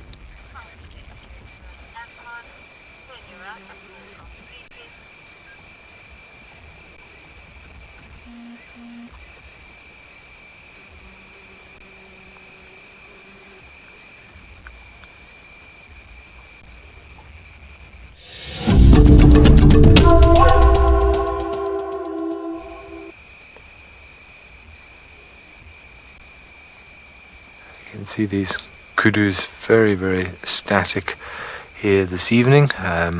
It's a very still evening. It's a dark evening as well with the cloud cover. There's no moon, so always alert. You can see those great big ears that these kudus have got, acting like radar dishes, constantly twitching, listening out for any sounds. And of course, with kudus being a browsing animal that are generally found in this thicker vegetation, your eyesight is often compromised, and your best sense is therefore your hearing. Hear any rustles of anything potentially sneaking up on you. Look at the way they work like radar dishes, one left, one right, and if she really wants to focus on something, you'll see they'll both hone in and point in the same direction, and those massive ears, those pinnae as they're known, will then collect any available sound and give her, oh, hello girl, give her any information about what it is she needs.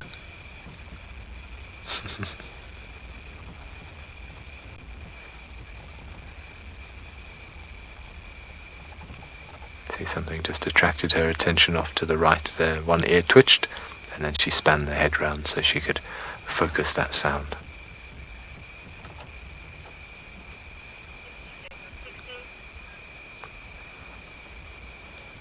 A very regal antelope. We'll just enjoy her for a little bit longer.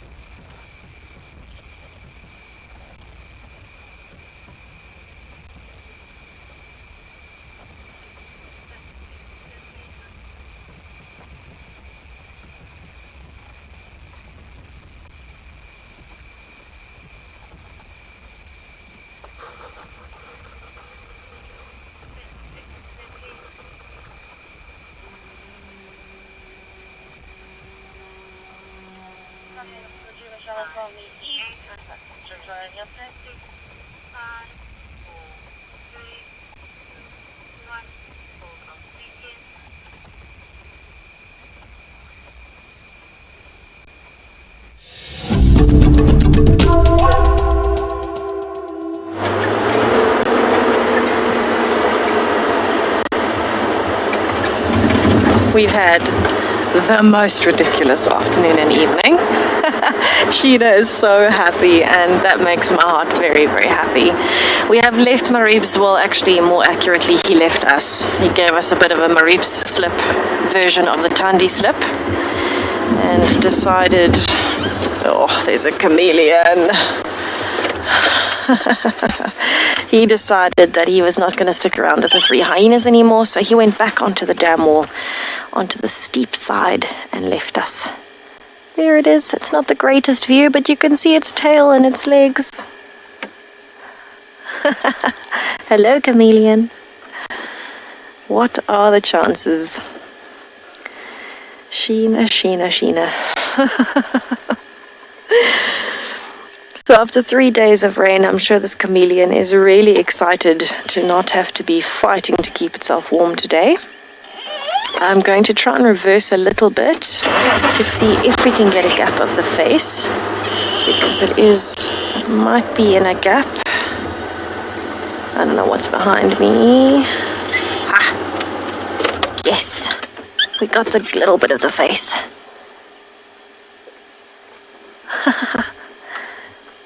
You can see how tightly those little claws are holding onto the branch because it is still very windy. And so you can imagine the grip of this chameleon is impressive to hold on. It's not using the tail to hold on or grip at the moment. It's just curled up against the body to keep it compact and shaped like a leaf. And I can't see its eyes moving, so I'm not sure if it's awake and watching us or if it's asleep. But it is quite a large one. I would say one of the biggest that I've seen. Oh, it looks like it's sleeping. Its eyes are closed.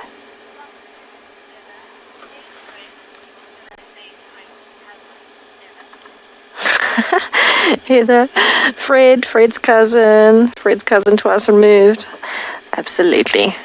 Hello, chameleon friend. Little Fred's cousin. It's always good.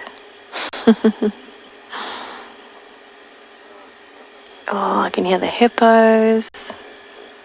Oh, it's so funny. I was so focused in the Marib sighting that I heard hippos, and I had to ask G what was calling behind me because I was so focused with the hyenas that I didn't even realize that it was hippos calling. It's a sound I hear every day. It's amazing how your brain distorts it. But I'm very happy we've got to see our little chameleon friend. I'm going to carry on though and leave him to blow around in the breeze so that we can start heading back towards Djuma from Chitwa. We've had a ridiculously successful afternoon on Djuma and on Chitwa. And now we're going to bounce back. Thank you, chameleon.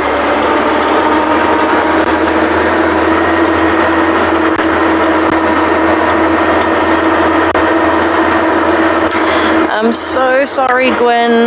My volume was turned on. Please repeat that question from Spas. I did not hear it. Oh, I see a vehicle.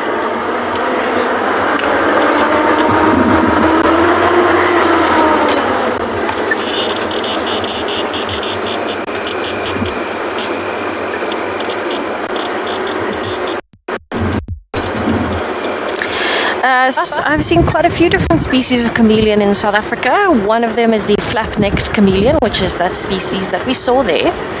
And then also a dwarf chameleon is probably my favorite. I'm trying to think if I've seen many others. I've seen some exotics, but of course those are part of the pet trade. So not my fondest chameleon moments, I can tell you that much. Let me just pull off the road for this vehicle to come past. There we go. I'm just going to switch off so that they can come past peacefully. But yes, I can't think of any other chameleon species that I will have seen here. Hello again. Fancy seeing you here. We are live at the moment. Pardon? Hi. Hi Sherry, I'm Tess. Nice to meet you. You know, we've got some friends on the vehicle next door. Nice to see you. Oh my goodness. Fancy seeing them here. Sherry I have met probably twice now. She's on safari. And she's enjoying all of the lovely characters from WildEarth. Absolutely brilliant. And I think Sheena was also quite excited because that is currently Tristan that is guiding her. So it's fantastic to see Tristan as well. What a day. We didn't think we'd get this lucky.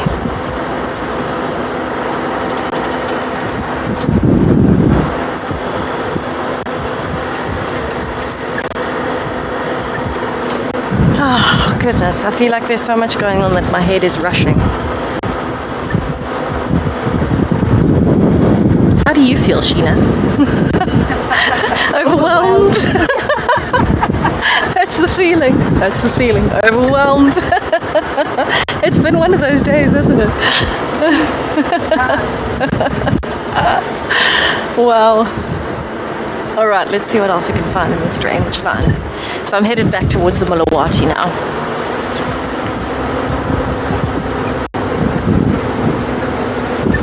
Oh. I think if we find anything else, I might actually, my head might fall off.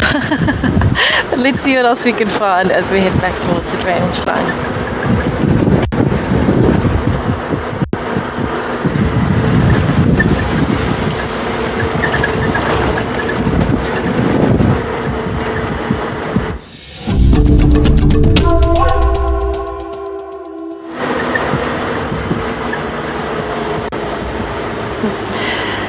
Okay, so we are just slowly checking along the road. I thought that pile of elephant dung may have been something like a mammal lying in the road, but I was mistaken.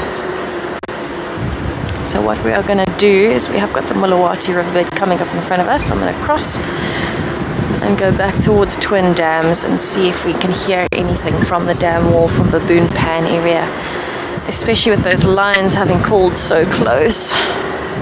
Maybe we'll get lucky. I feel like anything is possible right now.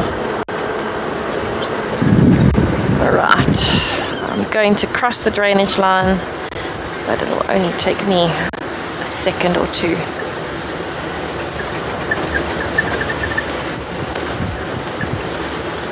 Oh, I've got something crawling down my shirt. That's interesting.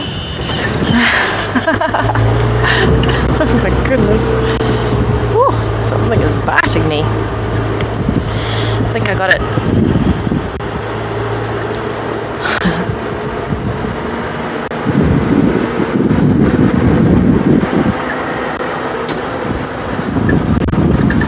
Alright, a little bump in the road. Pew.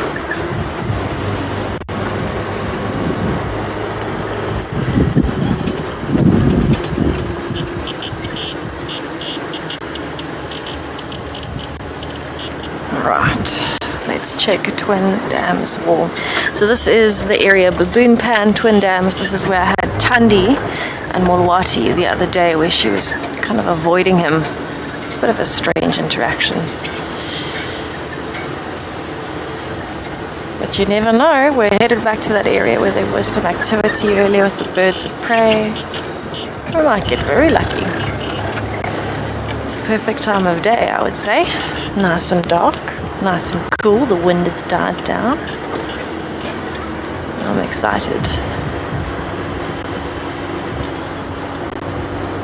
Alright, let's check up on top of the dam wall in case we can see anything approaching the edge of the water on either side, the pans or the dam.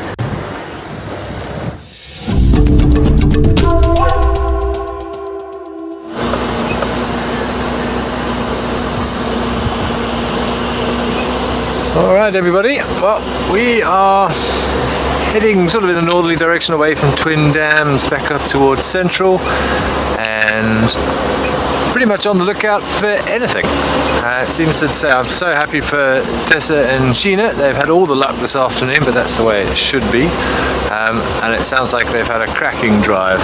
So I'm hoping for something special. I have to say there's a little part of me that wants to find a pangolin or something to trump everybody, because I have not seen much over my 3 drives thus far. But I will never give up hope, and I love the fact that the bush can show you anything at any time. So especially with the spotlight, we never know what we might find. So hoping for a little genet, maybe a honey badger would be cool, or something even more weird and unusual.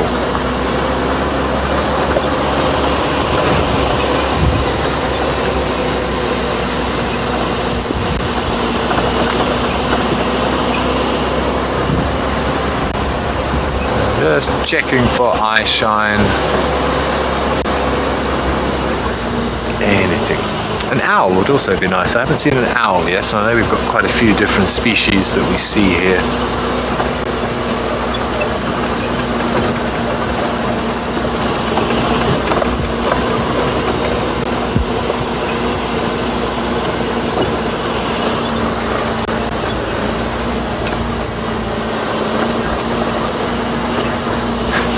Yolanda, yes, a pangolin would be pretty special, I must say. I'm actually very lucky. Out in the wild, I have seen, in 15 years of doing this, I have been fortunate enough to see probably, I think, 4 or 5 pangolins, which is 4 or 5 more than most people in this area.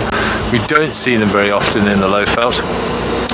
And in my experience, they're often found with the help of other animals. I remember the first one that I saw, which was here in the Sabi Sands. We have a herd of buffalo to thank for it, because we were with the buffalo, and the buffalo were acting very strangely and sort of sniffing at something on the ground.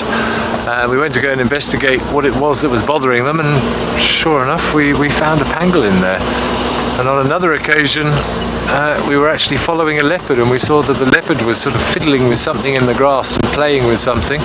And again, on closer inspection, we found a pangolin. So sometimes you just luck out and they cross the road in front of you, but often the other animals will sort of give their presence away, and they're so well camouflaged, especially in this long grass. But yeah, never give up hope, because anything might pop out at any moment, including Miss Tlalamba. I'm still hopeful.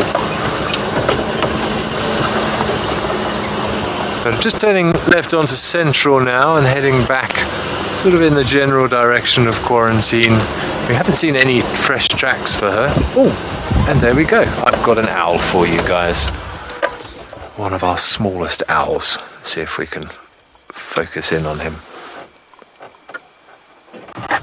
Great, well see, as I said, you never know what's around the next corner.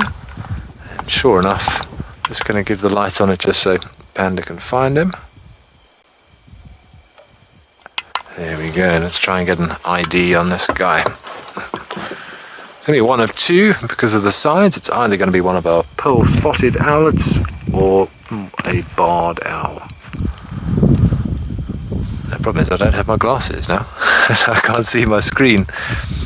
I don't see any spots on the back of its head, which is often what you see with the pearl-spotted owlet, and that is a little bit more diurnal, so I'm going to assume it's probably a barred owlet.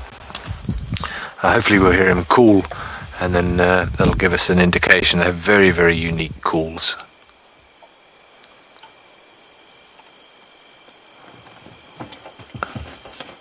They're beautiful. One of our smallest owls.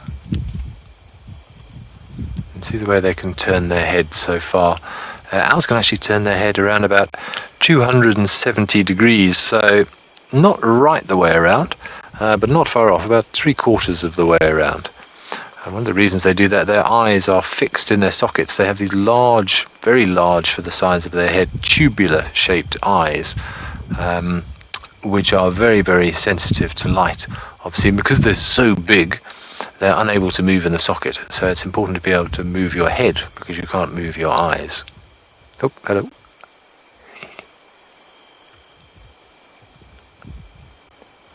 And in fact, the majority of an owl's skull is eye socket. Kiki, you're saying it's a pearl spotted. Then excellent. So I apologise. I haven't got my glasses and I can't quite make it out on the screen.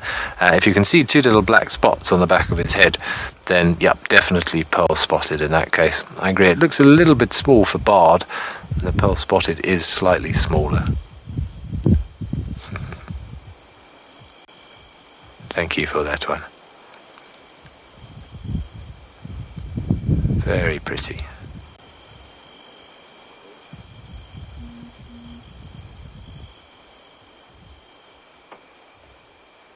And like most owls, to be hunting through sound.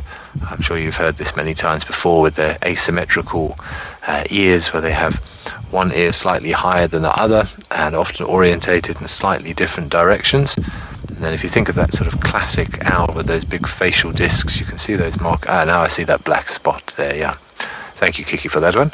That sort of facial disc and that sort of ridge along the nose is designed to channel the sound into one ear or the other. And then by figuring out which ear is collecting more sound, be able to orientate the head until it's directly face on to what it is that's making that sound. And their hearing is so intensely good, so they could pick up the rustle of a spider in the grass and catch it perfectly in complete and utter darkness.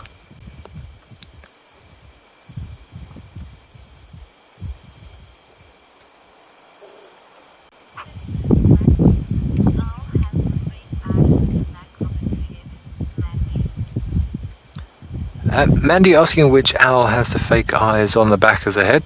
Thanks very much for the question. It is actually this one, on the assumption it is a pearl-spotted owl. I think he's a bit hunched up because it is quite cool this evening. But every now and again, when he turns away from us, you can kind of see a black splodge on the back of the neck. And on the assumption this is a pearl-spotted owlet, there, can you see that little black on the back of the neck there? If he was to turn completely away from us, we should be able to see two of those black splodges. But I think he's got his sort of head hunched into his shoulders a little bit this evening. Great, so yeah, this is the one that has those false eyes on the back of the head, and that's an anti-predator mechanism, because most predators, if they think that they have been seen, they may well abandon the hunt.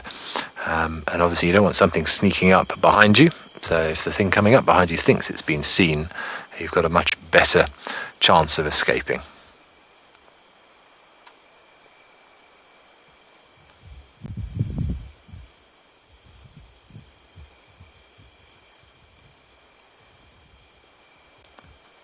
Very beautiful.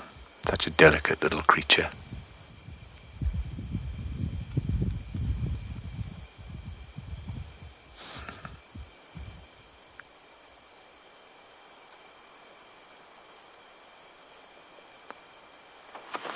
Alright, I think we're going to keep heading back along Central, back towards the Mulwati.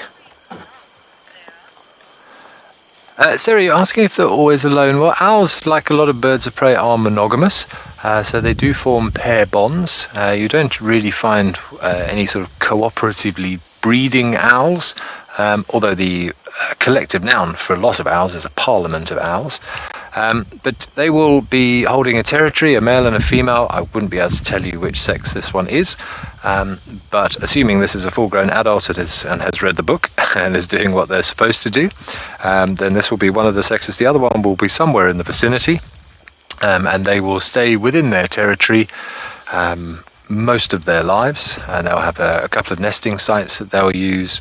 So they are monogamous pairs. So, but we normally only see one. I've never seen two pearl-spotted owlets together. Often things like spotted eagle owls and giant eagle owls, you'll see the pair sitting together in trees. But I've never actually seen two pearl-spotteds together. But certainly, to my knowledge, they are monogamous pairs. But thank you, Sarah. It's something I'm actually going to go and double check. Perhaps next time you come back to me, I'll have the answer for you, because you've now got me thinking, because I've never have seen two together at once. Right, I think we're going to leave our owl in peace now. She's been very, very accommodating towards us. And yeah, we're going to head west along Central and live in hope that a spotted cat is going to pop out in front of me this evening.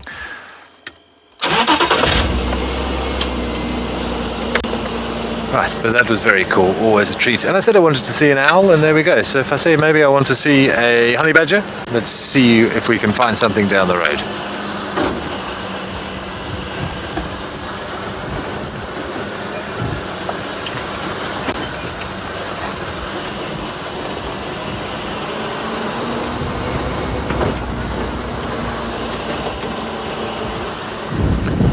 Okay, well, I continue my search. I'm going to send you back over to Tessa and see if she's had any luck with the spotlight this evening.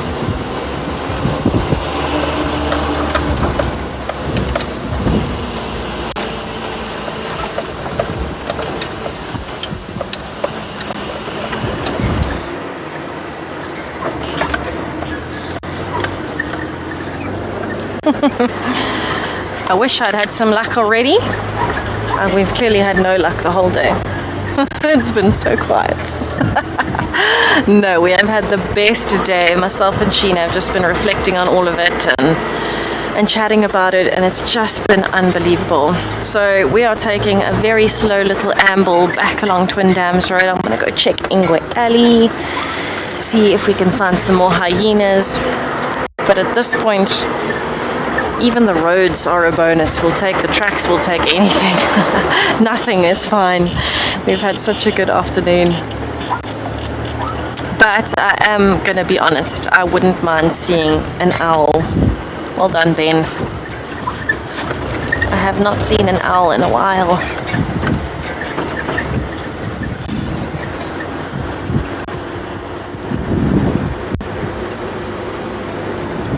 Oh, sorry. Bronze-winged corsair in the road. Switch off my lights.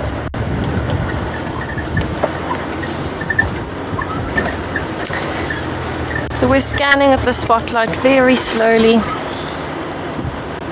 It's been quite quiet on Twin Dams Road. A few scrub hares, some birds here and there, nightjars in particular. But no more chameleons. Oh, another corsair. Could have been a thickney. I didn't actually have a look. Couldn't see.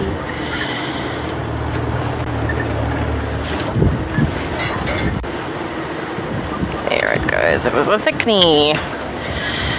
But I've just turned onto Ingwe Alley. I did have another look in that drainage line close to Twin Dams to see if there might be anything along that section with birds of prey. And I couldn't see anything. The vultures were still roosting there. Couldn't smell anything, but the wind is so strong and the temperature is really low, so chances of being able to smell something if it was only killed today are quite minimal. But maybe I'll get lucky tomorrow.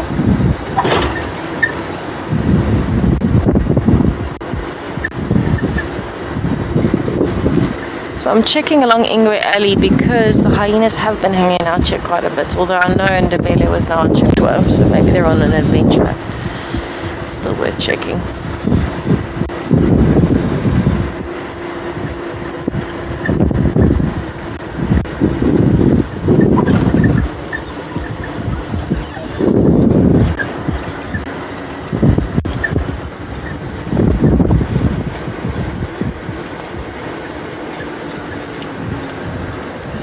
A pretty area.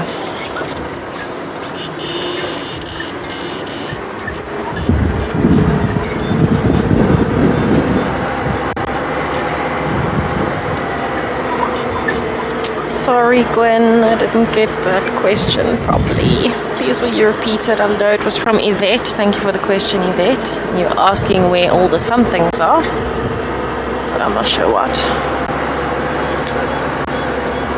I think the weather is messing with us. It's making little gremlins in our ears.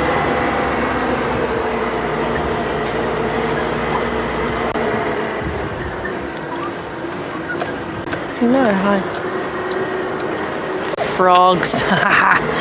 Got it. Thank you. Where are all the frogs? Yvette, we heard some. We have not yet seen any. When we were sitting on Twin Dams Wall, we could hear one or two frogs, and that was about it. You might find that with the severe wind and the rainy conditions, the frogs, they're normally a little bit more active after rain, but with the wind in particular, they might be a little bit more quiet. But we could hear them at Twin Dams. We haven't seen any hopping around, but if we find one, I'll let you know.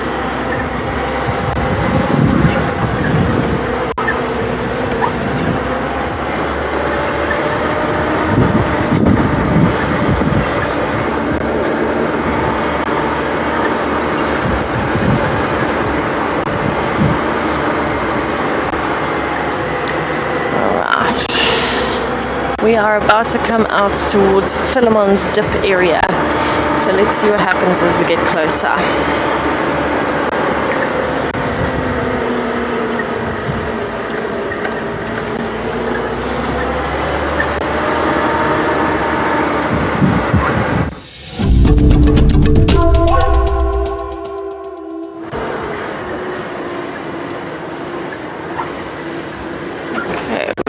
Quite a bit of water on the road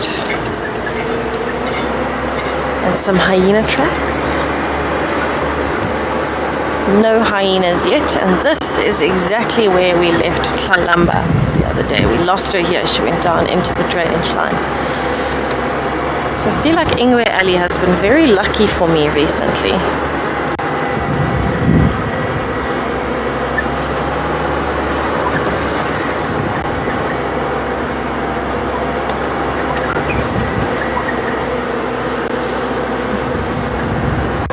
I'm scanning for eyes, ears, tails, movement, flicks, anything that catches your eye in the grass. But also listening for alarm calls, growling, chewing, branches moving. Oh, big bump. Oh, all of those good things.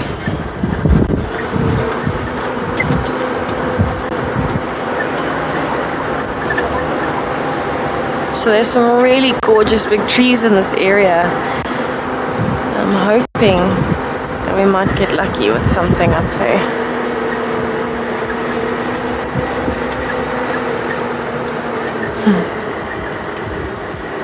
So we're now just arriving at Philemon's Dip. So I want to go, lots of bumps through the other side, because this is such a good area. This dip is where I saw Molwati for the first time. So many good memories that pop up.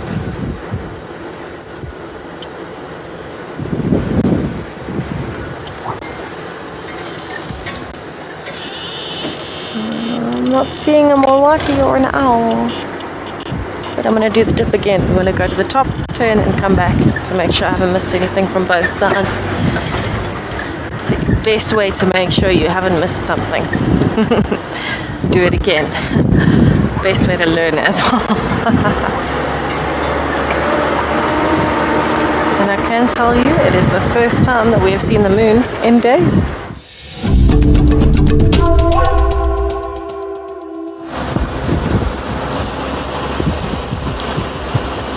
Alright, well, I haven't found my honey badger yet, or my leopard.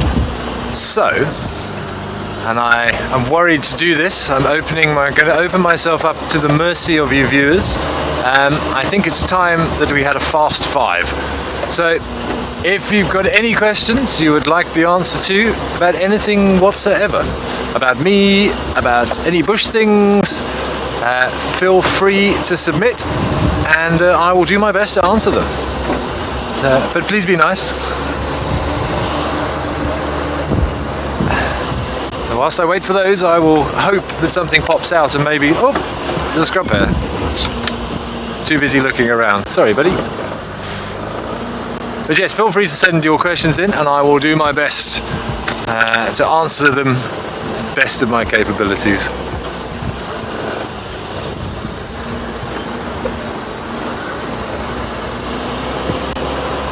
I'm hoping a leopard might save me from the next 5 questions.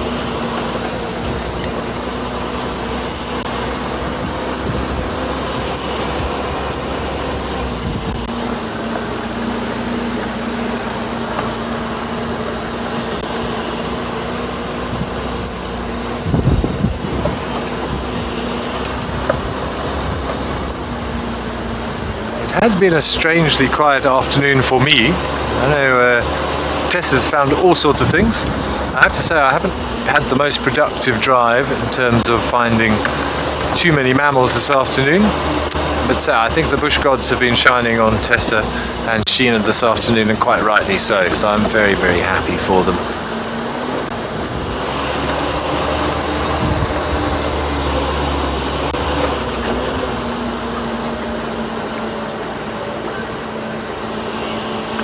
Sharia, you'd like to know what leopard I've spent the most time with? Well, here I haven't spent any time with leopards yet, unfortunately, because they seem to be avoiding me since my arrival. But over my career I've been fortunate enough to work in the Sabi Sands on more than one occasion. And probably the leopard I've seen the most, and unfortunately she's no longer with us, was a leopard in the south called Nottens, named after the camp there. And her mother was called Old Nottens, so it's sort of a family name now. She was an incredibly relaxed female, and she sired quite a few cubs, or had quite a few cubs, and successfully raised them through the course of her life. And I think she got to an excellent age of around 15, 16 years of age. But she was very relaxed, even when we found her on foot. I mean, you could get to sort of 20 meters away from her and she'd just kind of look at you. And she was so relaxed that she even once walked straight past my car and scent marks on my tracker's legs. That's how relaxed she was with the vehicles. So yeah, would be Nottens, I would think, who I've spent the most time with. Thank you, Shreya.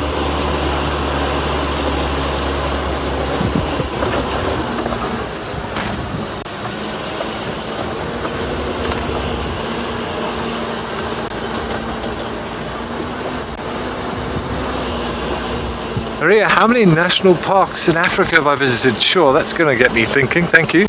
Well, obviously Kruger National Park. I was supposed to go to Golden Gate recently, but didn't get there. I'm hopefully going to go down to the Little Karoo in a few months' time. I did work in East Africa for a year or so in a place called Katavi National Park, which is right in the southwestern corner that not a lot of people know about. It's sort of, you know, where the Selous and Ruaha is, perhaps it's in that area. So the other side of the country to the famous Serengeti and the crater, which I never had a chance to visit, unfortunately. Where else have I been to? Mashatu, it's not really a national park. Actually, now you think about it, they're pitifully few. I think it's something I'm going to have to tick off some other ones. I'm sure I have been to other ones, but you put me on the spot and I'm struggling to think. But I think the jewel in my crown is Katavi National Park. It's an area half the size of Kruger and has 4 lodges in it. That's it. So incredibly wild and remote, and I lived in a tent for a year in Katavi National Park. An amazing experience.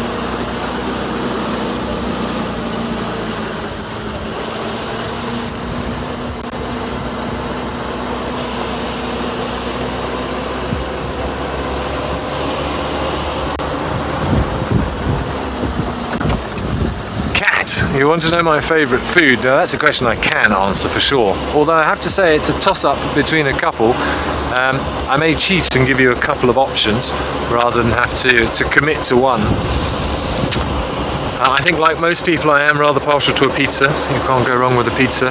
And before somebody asks, because I know they asked Tessa the other day, I am a fan of pineapple on the pizza. Otherwise, I think anything Asian. I do love Asian food, be it sushi, be it Thai. But I think if I have to choose something, I'm going to have to go Chinese. What they call the crispy duck, the one you roll with the hoisin sauce and pancakes and cucumber and spring onions. I think that is my absolute favourite, my special occasion feast. I do like a crispy duck.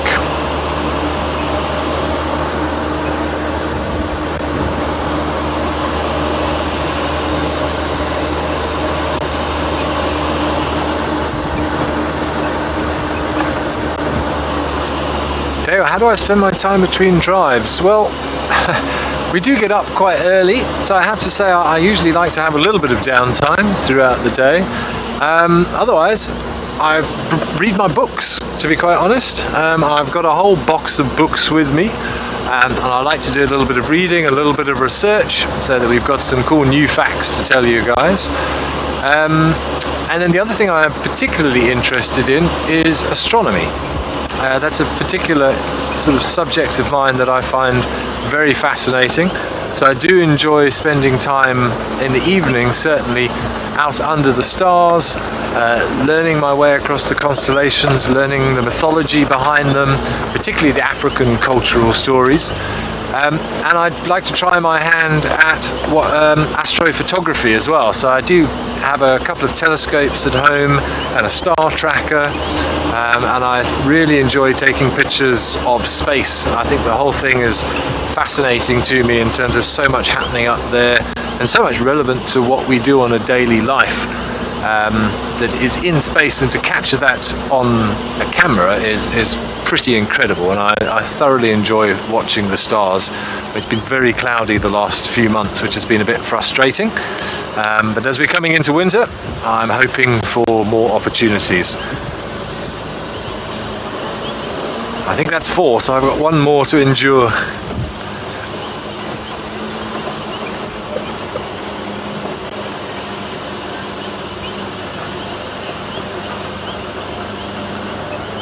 Really, any time in the bush that I was really scared?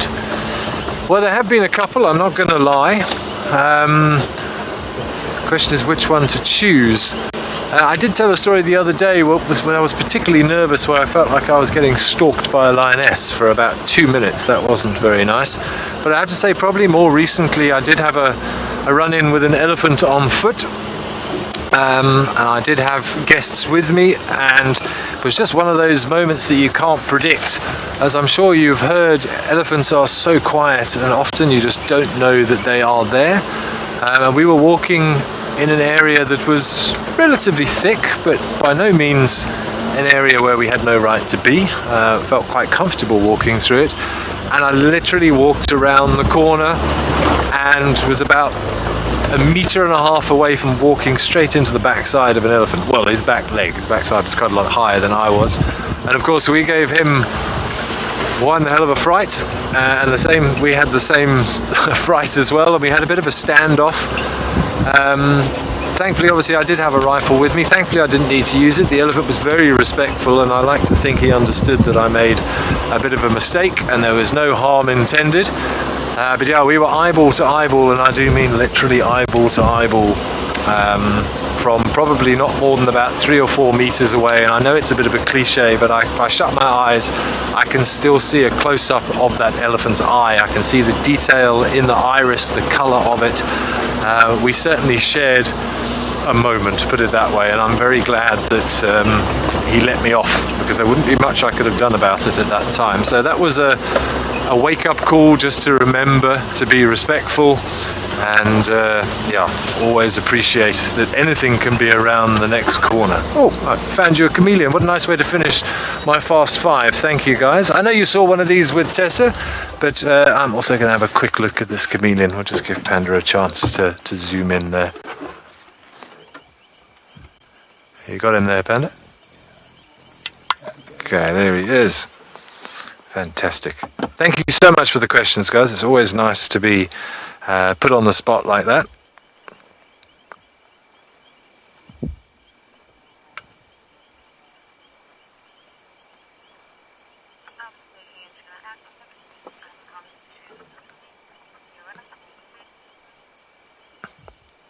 Beautiful flap-necked chameleon.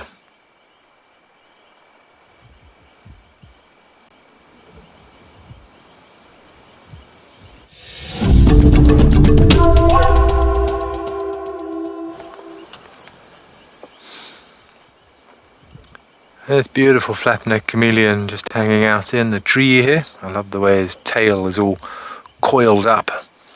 And on the left-hand side there, you can see it. Not using it for any sort of balance. And because it's a daytime animal, this chameleon is basically having a bit of a snooze. Will probably still be here tomorrow unless he's disturbed. Doesn't have too much to worry about in evenings. A major predator that he would have to be worried about would be a snake of some description. Maybe a mamba, maybe a boomslang, possibly a vine snake as well. And then of course you do get some arboreal cobras. The Mozambique spitting cobra is sometimes found up in... Oh, we've got a hyena in front of us. Quickly have a look at our hyena here. And let's just watch the hyena. You never know what's going to happen. That's what I love about the bush. Hello, buddy.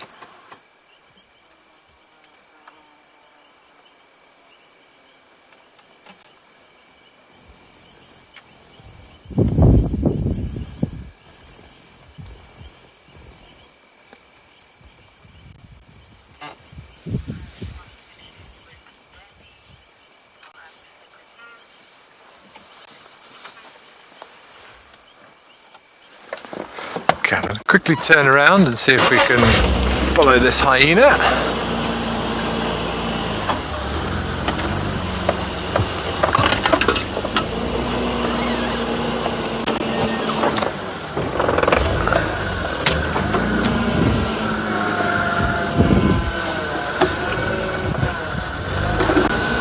Okay, the hyena's walking down the road, which is great.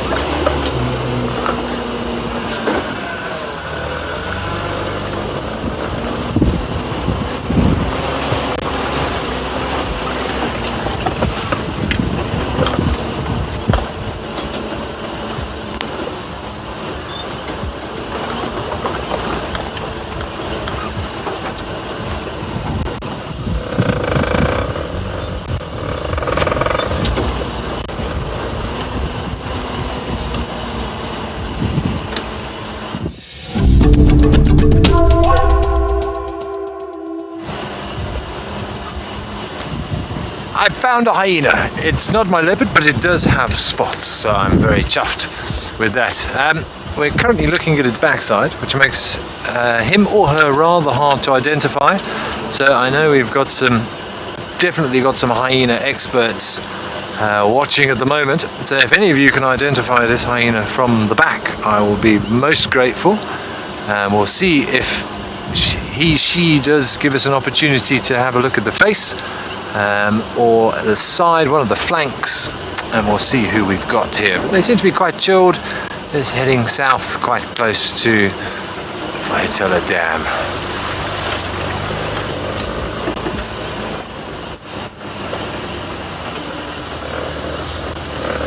Hold on, guys, it'll be a bit bumpy here.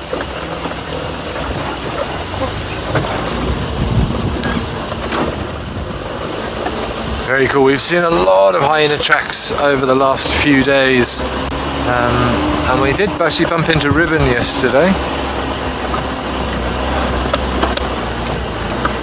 I think there's ducks off to the right somewhere. Panda, can you put some impalas? Where did you go?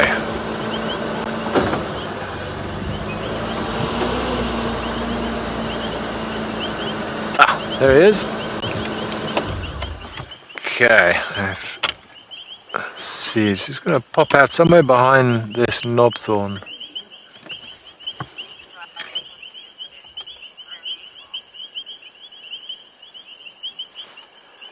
Sorry Gwen, I didn't catch that, just if you could send the message again.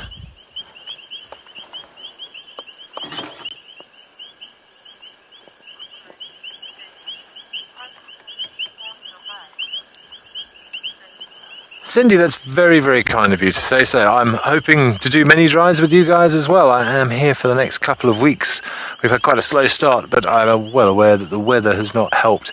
But yes, I look forward to it, and I'm sure we're going to see what else that we can find for you guys. I'm afraid this hyena seems to have disappeared. But alas, no problem. I'm glad it was a nice little cameo just at the end of the drive there. Let's see if we can get one last view. And I think we are coming towards the end of our time, unfortunately.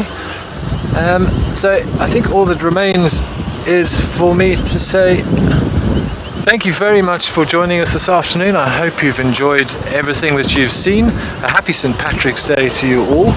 And we will hopefully see you tomorrow morning from about 5:30 Central African time.